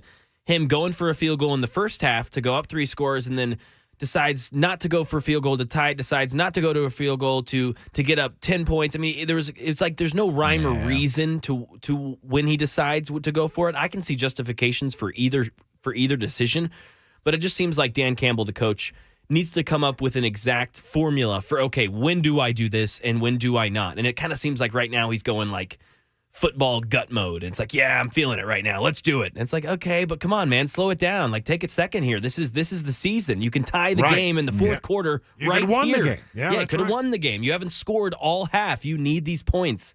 And that's something that maybe analytics don't take into account. And then, of course, greatness prevails. Patrick Mahomes II, again, back-to-back Super Bowl appearances, 4 out of the last 5 seasons. Listen, I thought the Ravens were tough, but then, I'm telling you, Mahomes was just on fire. It was amazing. It was amazing. Yeah, he did exactly what he needed to in the first half, especially. Second half, game managed, take some time off the clock, get a first down when need to, make that 3rd and 9 play to ice the game in the fourth quarter, a long pass to Marquez Valdes-Scantling. And funny enough, that's something, just a testament to the coaches of the Kansas City Chiefs. Anyone else in the National Football League is benching number 11, Marquez Valdes-Scantling, who caught that ball to ice the game because he was god-awful this season. I called him Cardio King. He's just out there to run around and get some cardio, get a jog. He wasn't catching any passes all season, and now 2 games in a row, he's clutch, has clutch catches, just, a couple clutch catches, and that's because he was out there every game and handed trust by Patrick Mahomes and by his coaches, and now 2 games in a row, it's paid off. And another Super Bowl appearance to officially cement my Kansas City Chiefs as a dynasty. I'm excited. Let's do it. Well, okay. They're well on their way.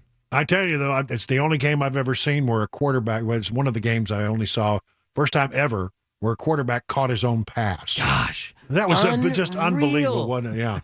No, Lamar's amazing. Yeah, he was incredible. Lamar. All right, well, it's time to take off our sports hat and get ready for the Super Bowl. But right now it's time for the news on Super Talk 99.7.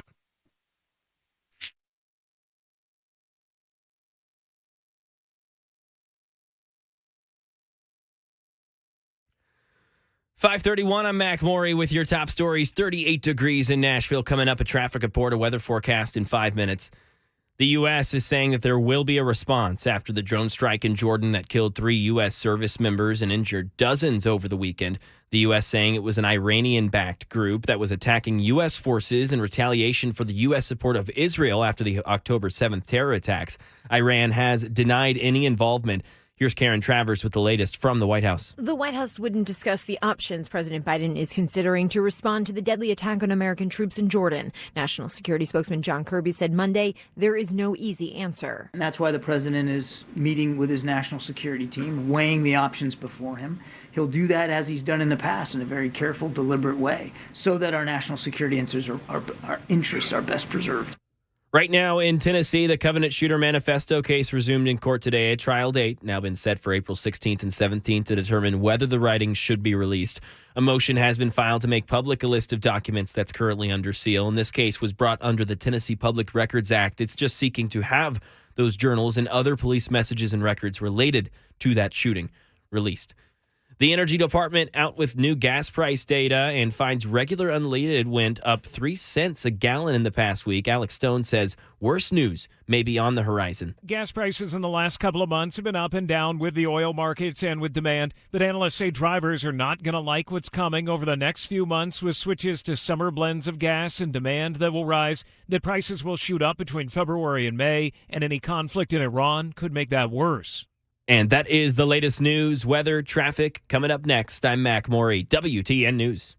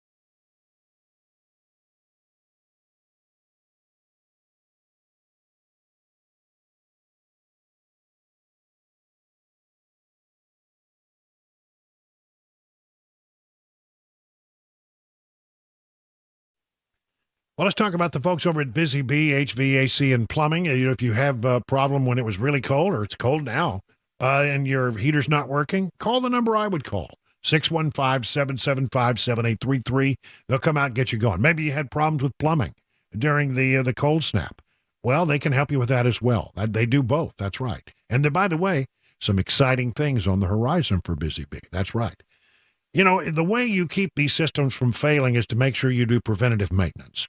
And that's what being a member of the Beehive Club is all about. Starts at $99.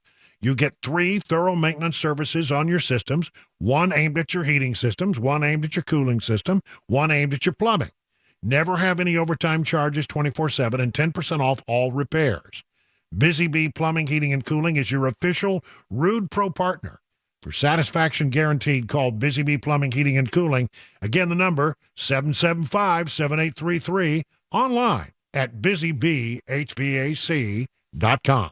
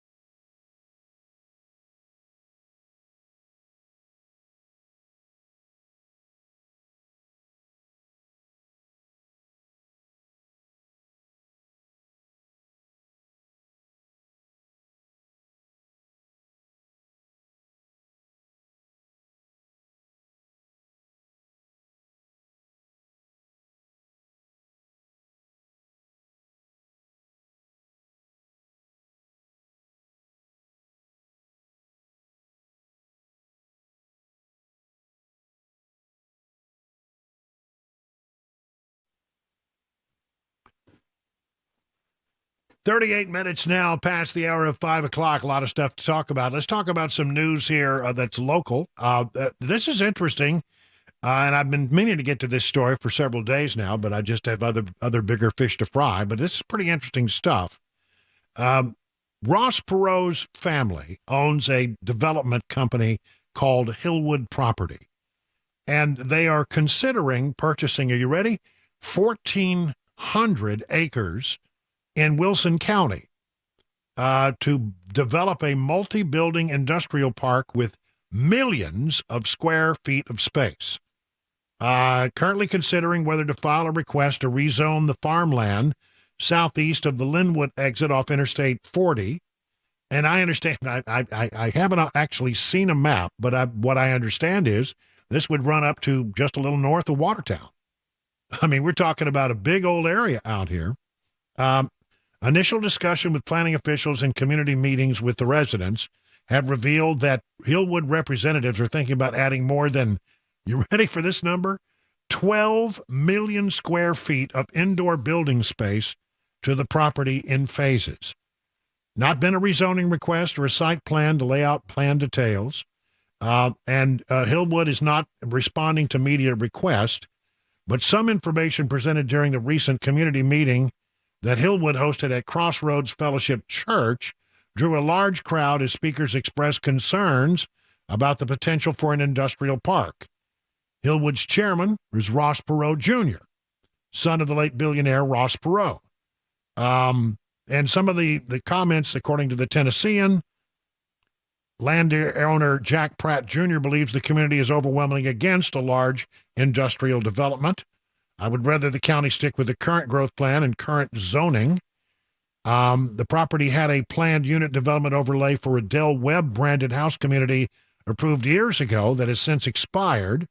Wilson County Planning Director Tom Brashear said any use of this estimated 1,400 acres beyond farming would likely need a rezoning or an amendment approval.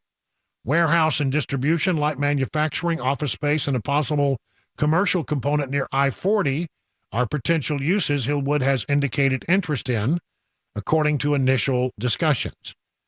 And then a lot of people say, well, some people said, I'd rather have a property go in there, a housing development. I'd rather have the property that doesn't develop, but if it does develop, I would personally rather have a nice subdivision. So that's, one thing that somebody said. When asked about the proposal this week, Wilson County Mayor Randall Hutto said, I'm for whatever the people out there want. I don't know. 1,400 acres, 12 million square feet of that's like Amazon-sized buildings. Like the ones out there on the Golden Bear Parkway. Golden Bear Gateway. Yeah, get it right. Yeah, I know. They always jump on me about that. I didn't know for the longest time when I lived right off the Golden Bear Gateway, and I didn't know for the longest time. I couldn't figure out, where are the Golden Bears? It's the high school mascot. I felt dumb. I lived literally around the corner from the high school and didn't know that, but I do now. As you heard in the newscast today, a hearing is underway in that lawsuit that seeks the release of the Covenant School Shooters Manifesto. And a lot of people have an interest in this case. As you know, there are about, last time I checked, 700 lawyers involved in this thing. And they're all representing different aspects. I mean, there are those who are saying it should be released, and there are those saying it should not be released. And it's been hung up on some legal questions that had to be answered, and now those legal questions have been answered. The question that needed to be resolved by the court system was, do the parents have standing in the case? The parents in the school, do they have standing in the case? And the ruling that came back was, yes, they do have standing in the case. So having done that, now they're back at it, and they're going to have a trial, and it's going to come up here in a while. But they are now beginning to have hearings and going through some of the things that they need to go through, the pretrial motions, etc. Listen, you know where I'm at on it. I've been very clear. I think we need to have the manifesto, not all of it. I think there are reasons to not show some of it. I think there are valid reasons not to show some of it. the part that says, this woman, this man, whatever you want to call her, this Audrey Hale, who sometimes went by the name Aiden, she was planning attacks against other targets. I don't think we need to know that. I don't think we need to know the details of that. There's no reason for that. But what we do need to know is what was in the mind of this individual. There's so many things about this particular case that are extremely interesting and unusual. First of all, mass shootings are not normally carried out by women. And as you know, she was sometimes went by Audrey, but apparently was going through some kind of therapy, as best we can tell, and wanted to be thought of as a male named Aiden at times. Not all the time, but some of the time. Did that have something to do with it? What kind of therapy was the individual going through? I think that would be helpful to know. I think it would also be helpful to know about the history that this individual had when the shooter was a student at the school years before, about 10 years before. I'd like to know more about that. Is there any connection to that? One way or the other, we need to know what was in the mind of the shooter if we're going to try to find solutions to keep something from like that happening again. And I'm very much in favor of getting to the bottom of that. Let's see, a couple of other stories of interest. Tennessee woman forced to remove her hijab during a mugshot gets a $100,000 payout. This is from News Channel 5, Rutherford County. A Tennessee woman forced to remove her hijab, during a mugshot is now getting a $100,000 payoff. Started after Sophia Johnson was taken into Rutherford County main jail for a since-dismissed charge in August. According to Johnston, an officer told the mother of 8 she would stay in jail unless she removed her hijab for her photograph. Johnson sued the county, the sheriff, and officers in late August, alleging she could exercise religion freely under federal and state law. And 1 week ago, Rutherford County settled. They paid Johnston $100,000 and deleted the photos of her with her hijab removed and established a new policy. So they are not required going forward.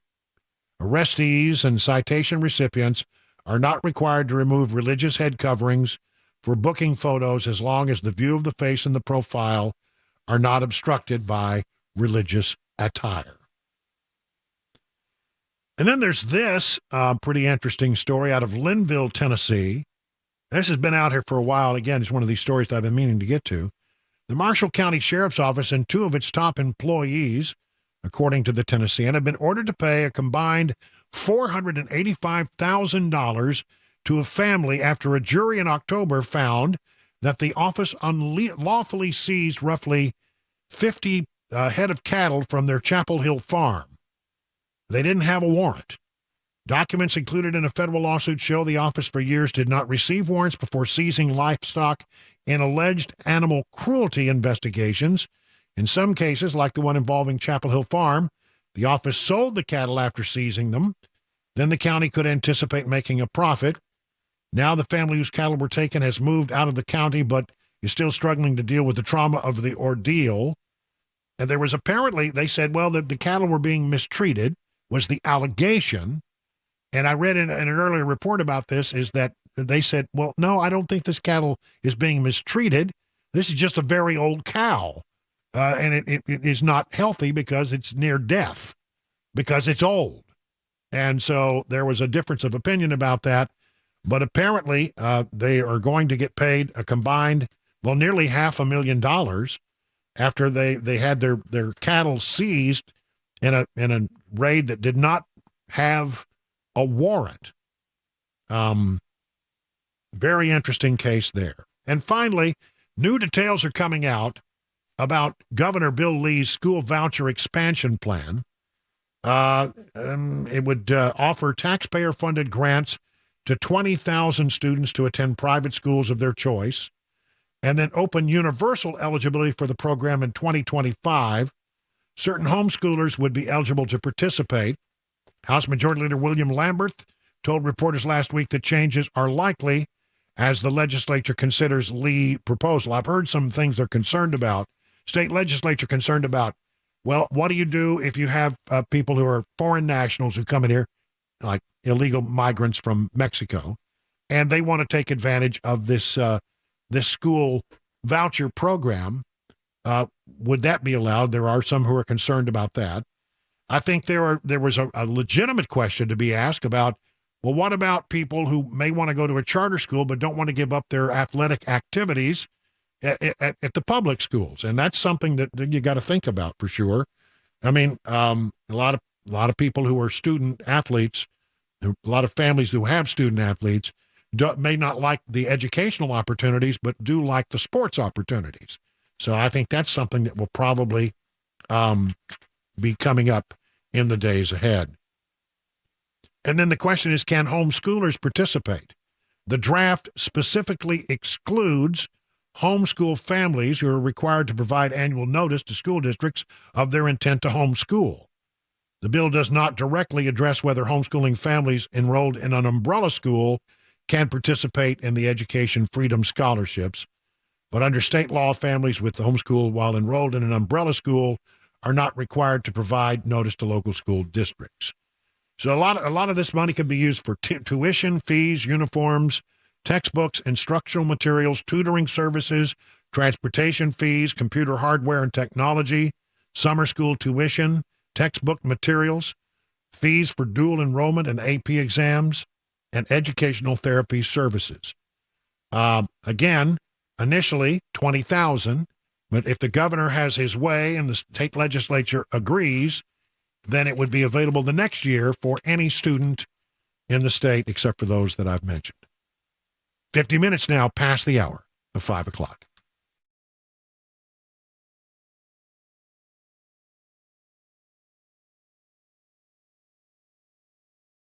Let's talk about the good folks over at Stoltzko. And if you're in the market for a pole barn, the brothers who run Stoltzko are two guys that you need to talk to.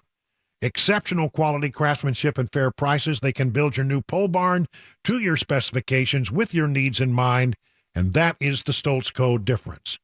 You can use pole barns for all kinds of things. It can function as a classic tool and work barn, a garage, or even a place to live. Flexibility is the key. They combine the classic post-frame barn look with the reliability of modern materials and techniques to give you a finished barn that will stand the test of time. They don't scrimp on quality. They don't cut corners. They believe their customers deserve only the best. So, listen, why don't you do me a favor? Go to their website, stoltzco.com. How's that spelled? Stoltzco. Stoltzco.com. Take a look at some of the things they've done for other places, other families, and then you're going to really quickly understand this is not your grandpappy's pole barn. This is something new. This is something better. Stoltzco, where quality workmanship and great customer service is affordable. 615-622-5992. Learn more, as I said, at stoltzco.com. That's stoltzco.com.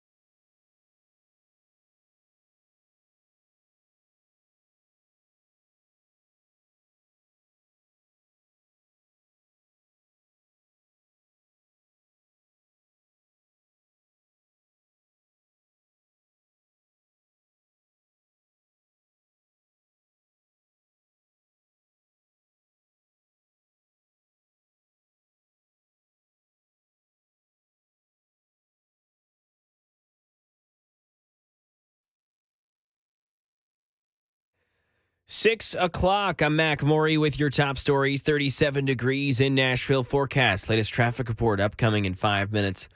The Covenant Shooter Manifesto case resumed in court today, and we now have a trial date set. Here's Channel 4's Stacey Cameron. Lawyers wanted the judge to set a date for the show cause hearing. That's where she'll decide if the shooter's writings and a trove of records from the investigative police file will be released to the public. Judge Ishia Miles set that hearing for April 16th and 17th, and to put it simply, that will be like a mini trial, with all the lawyers having a chance to make opening statements and closing arguments. But as of now, the judge said there won't be any live witness testimony. The judge also denied a request to have a list of documents currently under seal made public.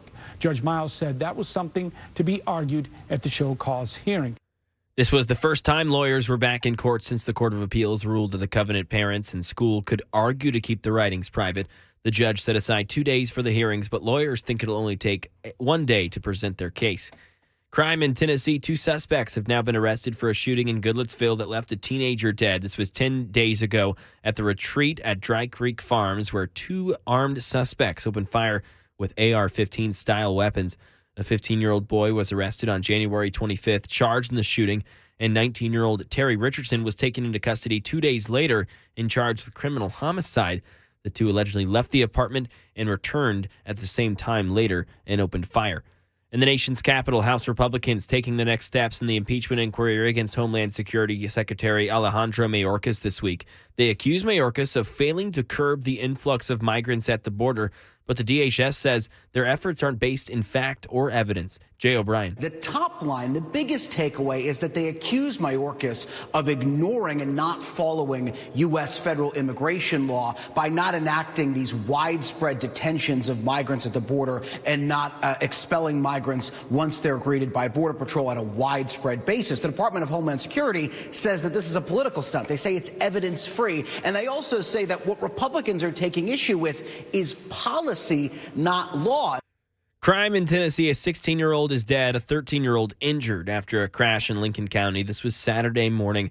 It happened on Rambo Road as they were driving east. They went off the road into an embankment before the car rolled over and went into 2 other lanes and then went into another embankment. That's the latest news. Weather and traffic next. I'm Mac Maury, WTN News.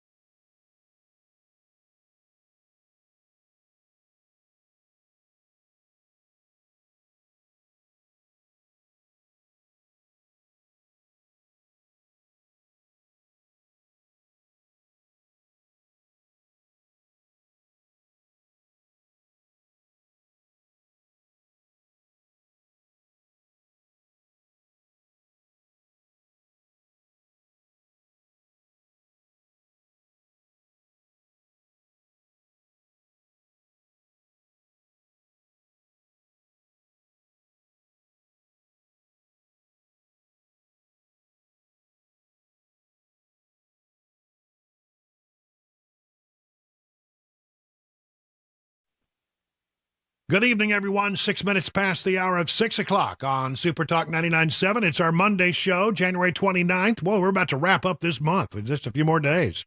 Yeah, it's zipping right on by, isn't it?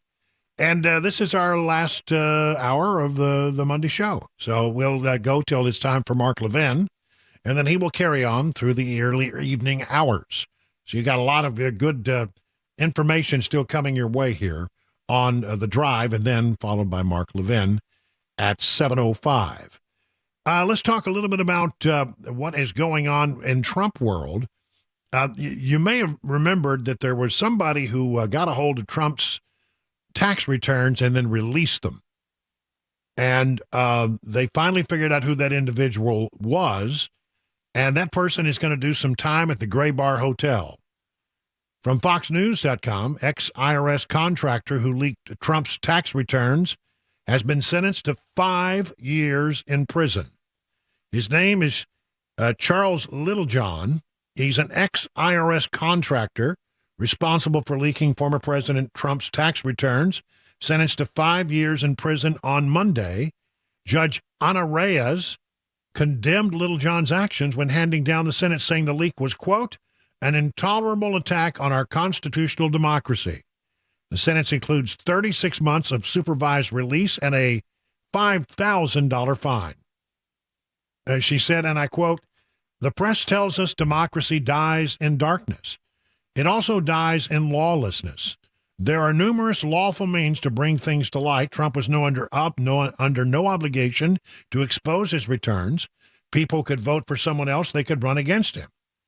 Federal prosecutor said Littlejohn sought his job as an IRS consultant specifically for the purpose of leaking Trump's returns in 2019. Littlejohn had worked for Booz Allen from 2008 to 2013, but returned to the company as an IRS consultant in 2017. Prosecutors maintain the career move was meant to grant him access to private tax information that would allow him to leak Trump's tax returns. DOJ says Littlejohn considered Trump to be a threat to democracy. That's why he did it. He weaponized his access to unmask taxpayer data to further his own personal political agenda. Now, to the current president of the United States, who apparently does not know that he is the current president of the United States. I'm not making this up. This weekend, he's in the middle of a speech, and he says something that is just like, I don't know, it doesn't make any sense at all. He's sort of talking about how, Trump doesn't want the economy to do well because he knows that, we're responsible for it. He's trying to make that case, but he says this, and you need to listen very carefully because it's astonishing what the man has said. Did you see what he recently said about that he wants to see the economy crash this year? A sitting president. As they say in my face, bless me, Father, come on, man. That's right. If you listen carefully, he said that Donald Trump was the sitting president. Well, sitting president means the president who is currently in office. Joe Biden is the sitting president. I mean, we wish that he wasn't, but he is. He seems to think that the former president is now the current president. How in the world could you possibly make that mistake? Unless you are completely out of touch with all reality. Does he think that he's no longer president? Is he thinking about a time when he wasn't the president and Trump was the president? Does he have any grasp of reality? He says he's the sitting president. Trump. Nuts. And then there's this whole little thing that happens there. I don't know what that is. It's part of it. He starts talking and goes, it just really makes me think of that scene in Sling Blade where, hey, Carl, come over here and see if you can figure out what's wrong with this lawnmower. And he looks down at it. And ain't got no gas in it. Here, let me pull them strings. Let me pull that rope. It ain't got no gas in it. Oh, my gosh. It ain't got no gas in it. Well, he ain't got no gas in his tank, that's for sure. I mean, there was this this recent thing, and we've played it many times, where he seemed to be talking about something about beer. The beer brewed here, it is used to make the brew beer in this refinery. Oh, Earth Rider, thanks for the Great Lakes. I wonder what he's trying. What in the world was he trying to say? And in this same speech where he said that that Trump is the sitting president. He said this as well, which doesn't make a lot of sense. It's like a lot of garble. There's asylum officers and over 100 cutting-edge inspection machines to help detect and stop fentanyl coming out our southwest border. That border. I don't know what's going on with the guy. It is deeply, deeply concerning how quickly he has. I mean, the other day, I stumbled in. I had to look up a soundbite of something he said back when he was just inaugurated. And when you compare, even then, he wasn't the sharpest tool in the shed. But when you compare to the way he sounded when he first took the oath of office to the way he sounds today, there has been a tremendous deterioration in this man's mental cognitive abilities. And for anybody to think that he's up for another 4 years is insanity. Just complete insanity. Where is the investigation into Hunter Biden? And by extension, that really it's not about Hunter Biden. It's about finding out whether or not our president is a crook. A lot of people say there's no there there. There's no there there. You look at it, they don't have anything. Listen to this from the New York Post today.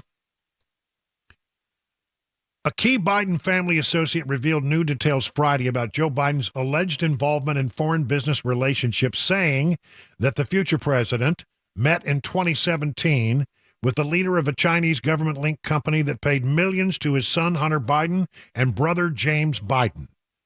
Rob Walker signaled in a prepared opening statement that he intended to claim that Biden, 81, did nothing wrong in connection to the overseas ventures of his relatives, but accidentally provided stunning new evidence, according to the Post.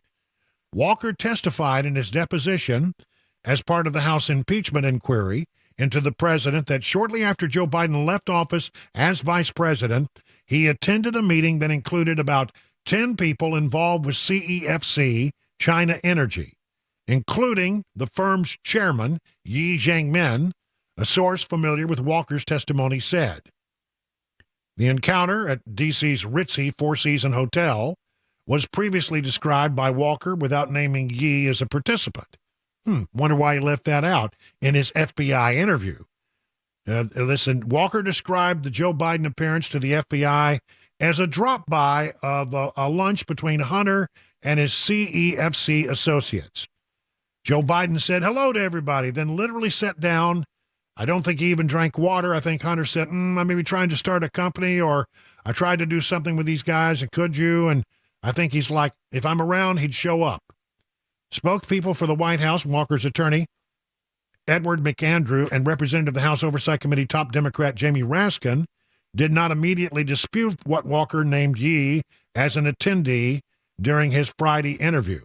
Oversight Committee Chairman James Comer said in a Friday night statement, "Today we learned that Joe Biden met with the now missing chairman of CEFC, Yi Jianmin, as Hunter Biden and his associates received $3 million from a Chinese entity that CEFC controlled. Evidence continues to reveal the Biden sold the Biden brand to enrich the Biden family." By the way, you don't have to prove in a situation like this that Biden personally received the money. In other cases that have been brought by the federal government against elected officials, the fact that a family member was enriched was enough to get a conviction. That's the way it's always been. That's always been the position of the Department of Justice until recently. Walker told the committee that he believes Joe Biden briefly dropped by because Joe Biden simply wanted to lay eyes on his son, who at that time was in and out of sobriety, a person who is familiar with the testimony has said. Walker distributed to Hunter, James, and first daughter Hallie Biden millions of dollars from China and Romania during and immediately after Joe Biden's vice presidency. In a brief opening statement, Walker signaled that he would back up Biden family denials of influence peddling. You know, it seems pretty clear what was going on here. While Biden was vice president, let me just throw this out here. Biden is vice president, and he knows he's about to retire. He wants to cash in. He wants to enrich his family. And so he starts, Hunter, go out there and sell contact with me and the Biden brand. And then, we'll work together and they'll pay you a lot of money. It doesn't even have to be now. They can pay you after I leave office so that nobody raises any suspicion. And we probably never would have known about it had he not decided to run at the last minute for the office of the presidency again. It probably would have never come to light. But they paid him after he left office because they know if they paid him while he was in office, it would have shown up. But, when you become a former vice president, nobody pays much attention to you. They don't look at your banking records all that closely. And, and the next thing you know, you got away with it. I think that it was always part of the plan to sell access to the vice president, who, by the way, sat down once a week with the president for lunch, who had influence who actually bragged at one point about how he used his power to help a client with the Ukrainian Burisma. Son of a gun, he said. Son of a gun. They fired the guy. You remember that. It's there. And, everybody says, well, why can't they get it? Well, I got to tell you, it takes a while to put a case like this together. Another story from PJ Media tells the same story. Joe Biden and his son was basically his salesman. You go out there and sell the Biden brand, bring as much money into the family as you can, and, you'll get rich and we'll have money and we'll figure out ways to hide the money so that nobody knows you're getting the money. It was quid pro quo. It was this for that. It was influence peddling. And I'm telling you, Comer's onto it. So when you hear all this stuff, I love the story that was written by PJ Media because they talk about this right off the bat about how nobody wants to admit that there's some there. It's beyond infuriating how the media keep regurgitating the same tired narrative about Joe Biden's corruption investigation and impeachment inquiry. They adamantly refuse to acknowledge the overwhelming evidence pointing to his corruption, sworn testimonies, bank records, emails, phone calls, videos, photos, text messages, and even White House visitor logs that all paint a damning picture. The evidence is there if anybody cares to look at it. And remember, sometime in the near future, Hunter Biden is going to testify behind closed doors. It's coming. They're still trying to work out the exact time, but he's going to come and he's going to testify behind closed doors. I think what you're going to get is a lot of, I don't remember. Oh, I don't recall. Well, I was on drugs at the time. I don't remember. Or if he does remember and they got him, they got him with records or something, he'll go, I declined to answer that question on advice of my attorney that I might incriminate myself. But I think what you'll also probably hear is a lot of Abby Lowell, his attorney, running blocking for him in that hearing and trying to object to every question that gets asked. He's awful good at that, and he has a history of doing that kind of thing. But we may get some information out of him, and that's going to be an interesting day when we read that deposition.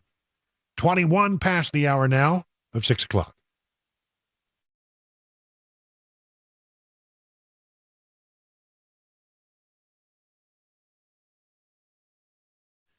Let's talk about the folks over at DT McCall. Good people. Listen, do you know that DT McCall is a family-run company that's been around for more than 100 years here in Middle Tennessee? More than a century?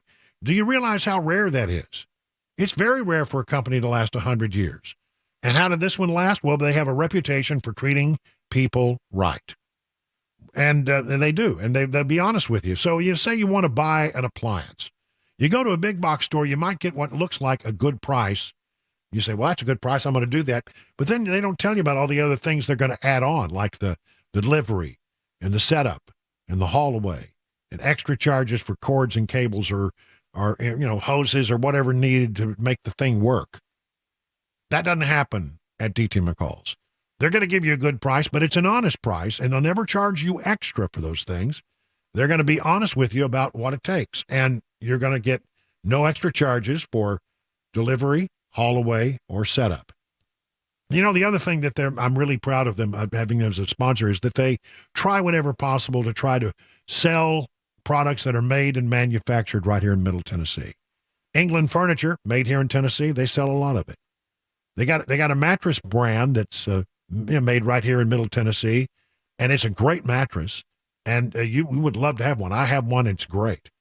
So listen, for whatever it is you need for your home, whatever it might be, whether it's furniture, appliances, a mower, gun safe, whatever it could possibly be, why don't you check in when there are 5 convenient locations nearest you that go to dtmccalls.com.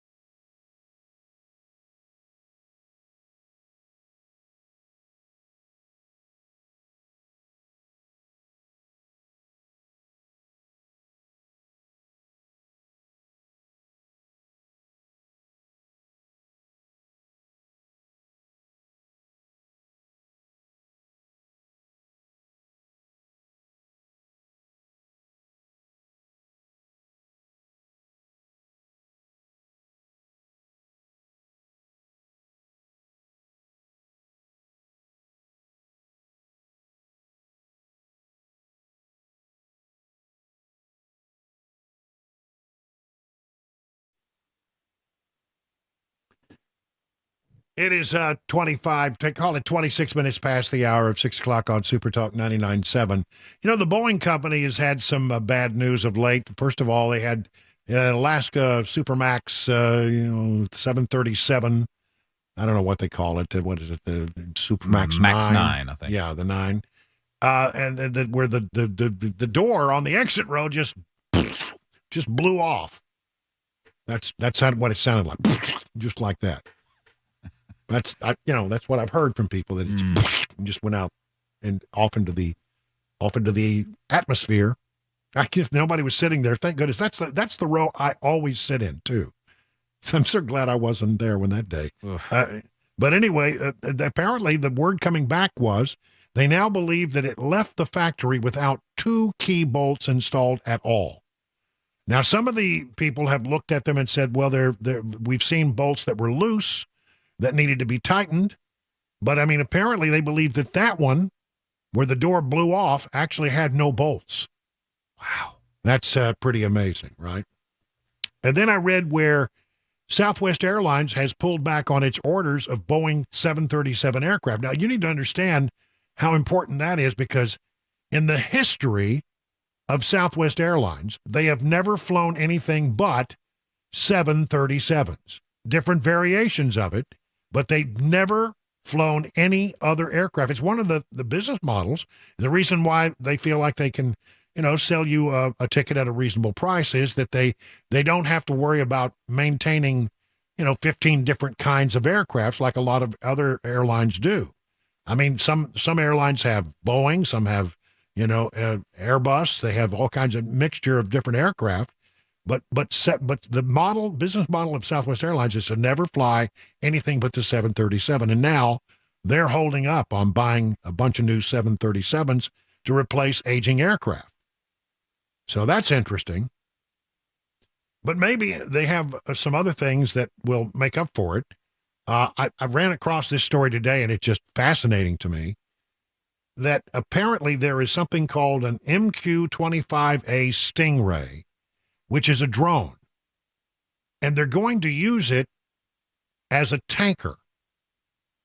In other words, when you launch an aircraft off of the deck of an aircraft carrier, you don't want it fully loaded, and then it takes a lot of fuel to launch. And then so the first thing that they do when they come up to altitude is they have another aircraft there to help them top off, to fill up their tanks. It's just the way it always is. And so, that's the way they're doing it. But it takes another aircraft manned by people. This one won't be manned. They'll just be floating around up there, and I guess you just pull up there and gas up, take off. And, I say it's not going to be manned. There'll be no pilot aboard the aircraft. There'll be somebody flying the thing, but he's going to be in a trailer half a world away, doing it that way. Isn't that amazing? Just it's a funny-looking aircraft, too. Yeah, it has stealth qualities to it. It really does. So anyway, they're saying that they could have some coming off the line next year. But apparently they're behind schedule. And, that's the way it always is, it seems, with defense contracts. Low-rate production to begin late this year or early 2025. But they still don't know how much it's going to cost. Typical government thing. Well, we're going to build it. It'll be out pretty soon. How much is it? Don't know. Have no idea. Can't tell you. Your government at work. 30 minutes now past the hour of 6 o'clock on Super Talk.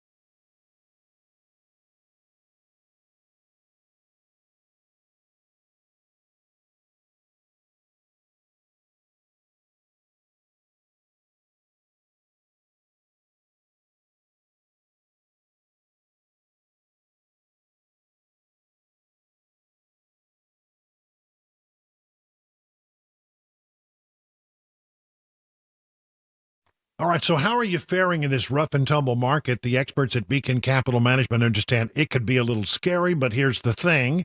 Beacon Capital Management has a plan to assess where you are and help you make any mid-course corrections that might be needed. I mean, wouldn't it be great to have peace of mind that you're on the right path as you head toward retirement? Beacon can provide you that reassurance, and it starts with a simple phone call, 615-488-9303. The experts at Beacon will take it from there. I mean, you have nothing to lose in this process except for the worry. So get started today by calling that number. Here it is again. I'll give it to you one more time. So write it down, 615-488-9303. At the end of the process, you'll be able to rest easy knowing you have a plan that meets all your retirement goals. Replace the worry with confidence that you're on the right path. 615-488-9303. The experts at Beacon stand ready to take your stress away. Learn more at askbeaconnow.com.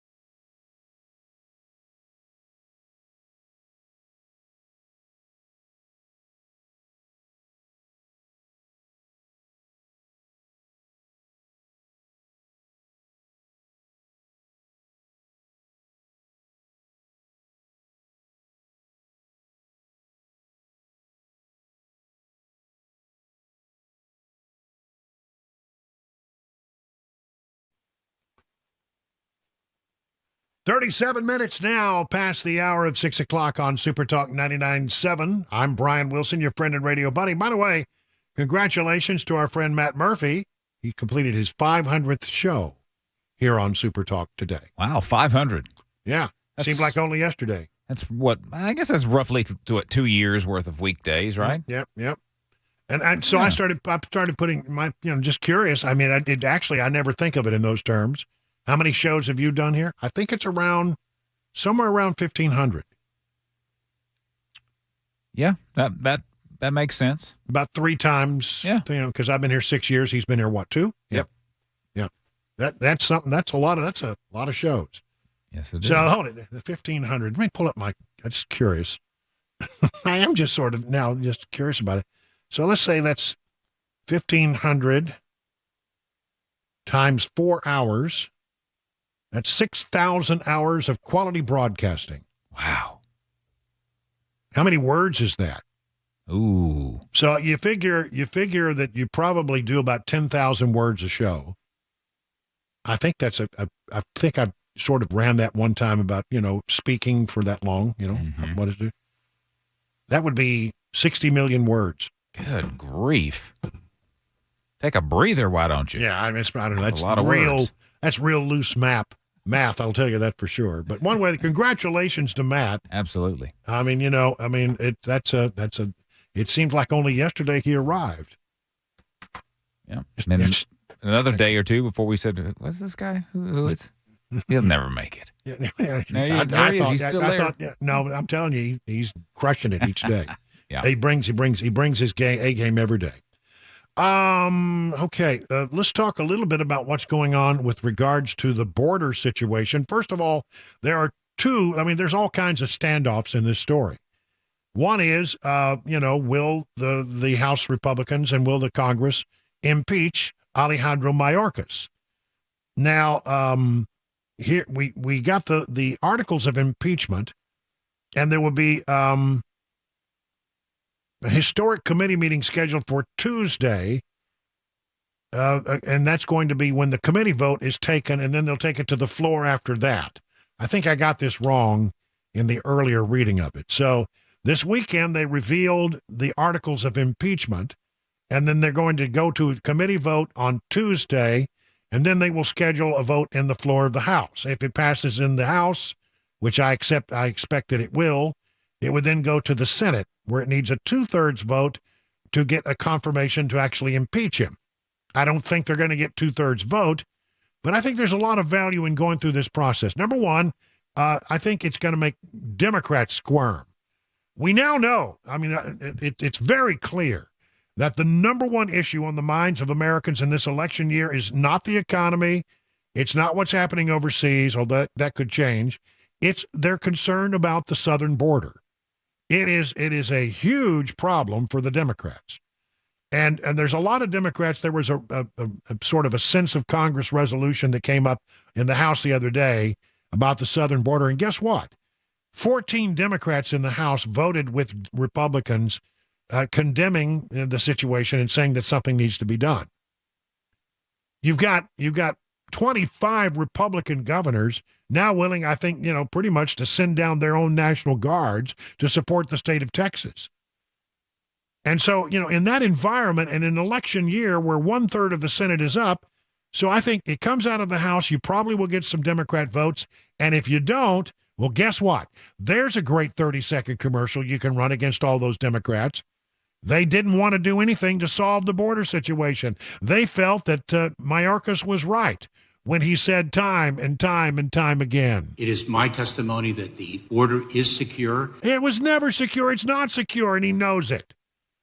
But it's going to make Democrats squirm in the House, and 1/3 of the Senate is up for election as well, and Democrats, a lot more Democrats running than there are Republicans in this particular cycle. They're going to have to decide whether or not they want to vote, and say that everything is okay and that Mayorkas hasn't failed. If they do that, then they're going to be hit with a good 30-second commercial when they run for re-election. So they're going to be squirming.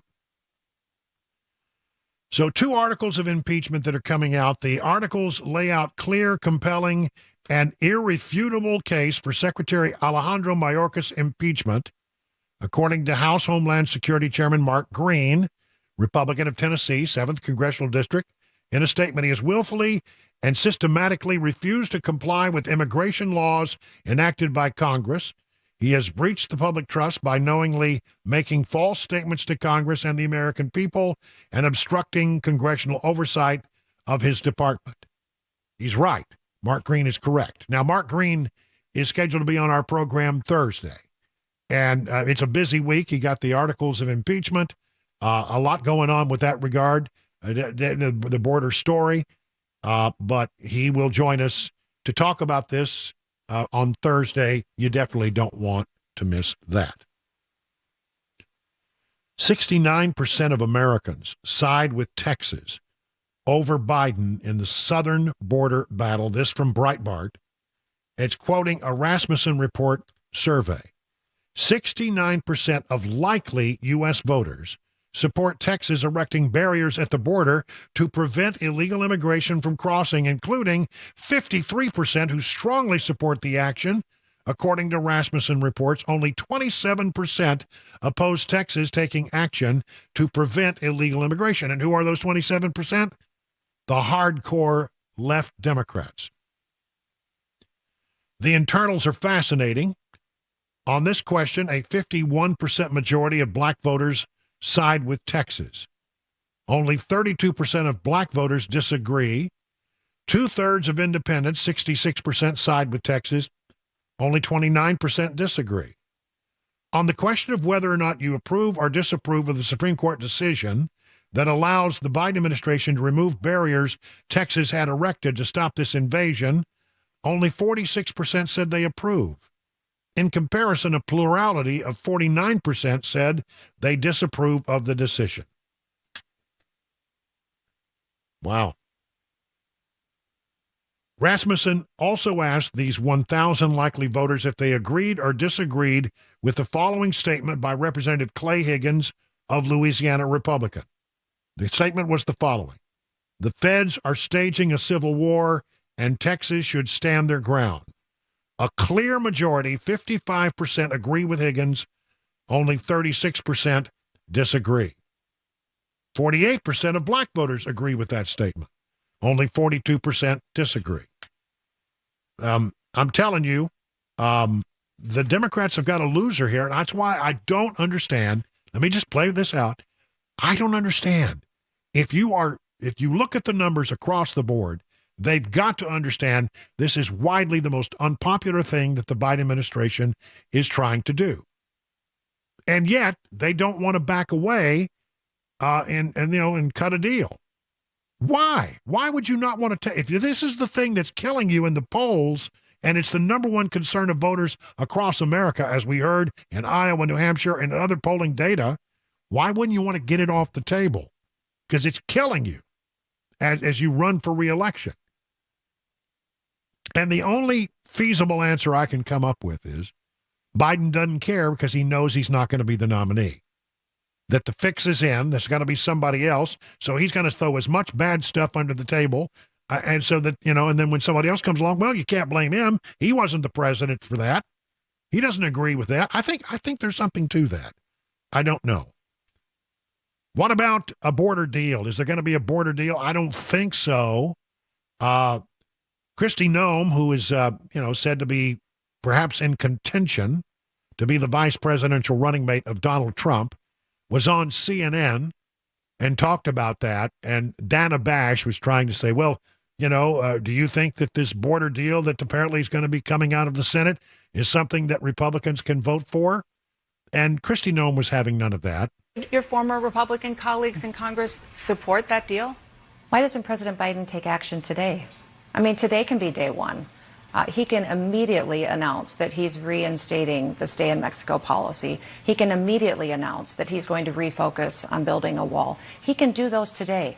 I listened to Nancy Pelosi talk earlier. She's been in Congress for decades and has talked about immigration for decades. And what has she accomplished?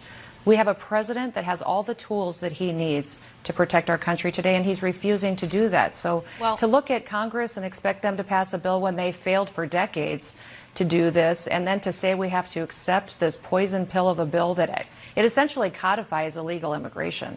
What it would do is put into statute that people can now come here illegally, and is just a terrible bill that I think President Trump is exactly right. It should not pass, and push President Biden to take action. Now, there was this negotiation going on between the Biden administration and some on the Senate, some Republicans. James Lankford of Oklahoma was said to be the lead negotiator. And Trump then sort of blew all that up, said, I don't want it. What are you doing?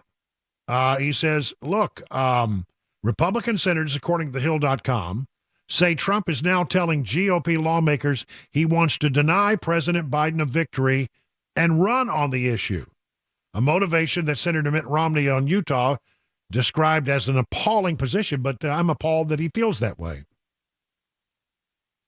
Of course you want to run on this. I mean, it would be nice to resolve it, but they don't really want to resolve it, and I don't trust them to resolve it. Lankford has got problems for sure over this in his home state of Oklahoma. He's been out there negotiating with the administration. How about this? From thehill.com again, the Oklahoma Republican Party approved a resolution Saturday condemning and censuring Senator James Lankford for his role as a chief negotiator in the Senate border security talks between Democrats and Republicans.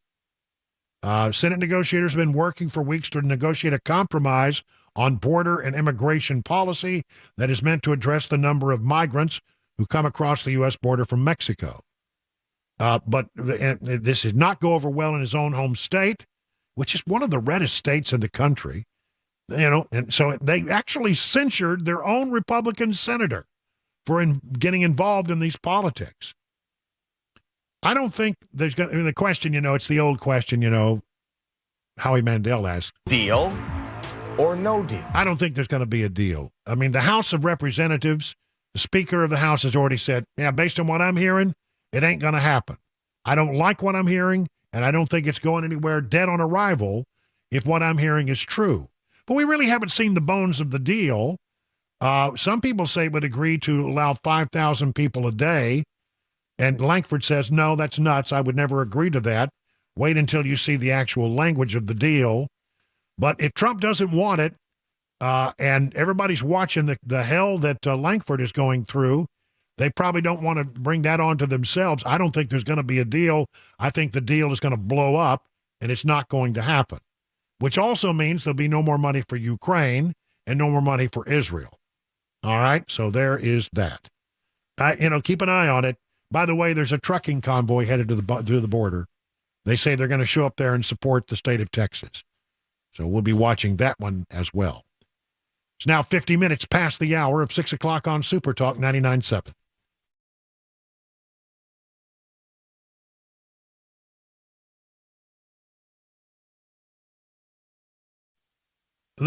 Johnny Fleeman, who owns the Brass Lantern and Legends restaurants, now celebrating 35 years in Middle Tennessee and surrounding areas. And as we, sort of kick off in the month of January, the new year, they want to thank everybody for all the times that they've gone there and supported them. And they want me to tell you a little bit about their daily specials. For a limited time, Monday, they have fresh breaded chicken fingers with fries and coleslaw, only $8.99. Tuesday, slow-cooked 8-ounce prime rib and a side for $18.99. Wednesday is a 6-ounce choice sirloin with a side for only $8.99. Thursday, it's the old-fashioned hamburger steak, $8.99. Sundays, they have 3 pasta dinners, each going for $9.99. And, you need to think about them for lunch as well. Great lunch options. It's a meat and 2 situation starting at $6.99. Remember, for over 35 years, the Brass Lantern and Legends restaurants have given you authentic, made-from-scratch, delicious recipes at affordable prices. They hope that you continue to enjoy the good food and the service. And don't forget to pick up those delicious Johnny Fleeman products at your local grocery store.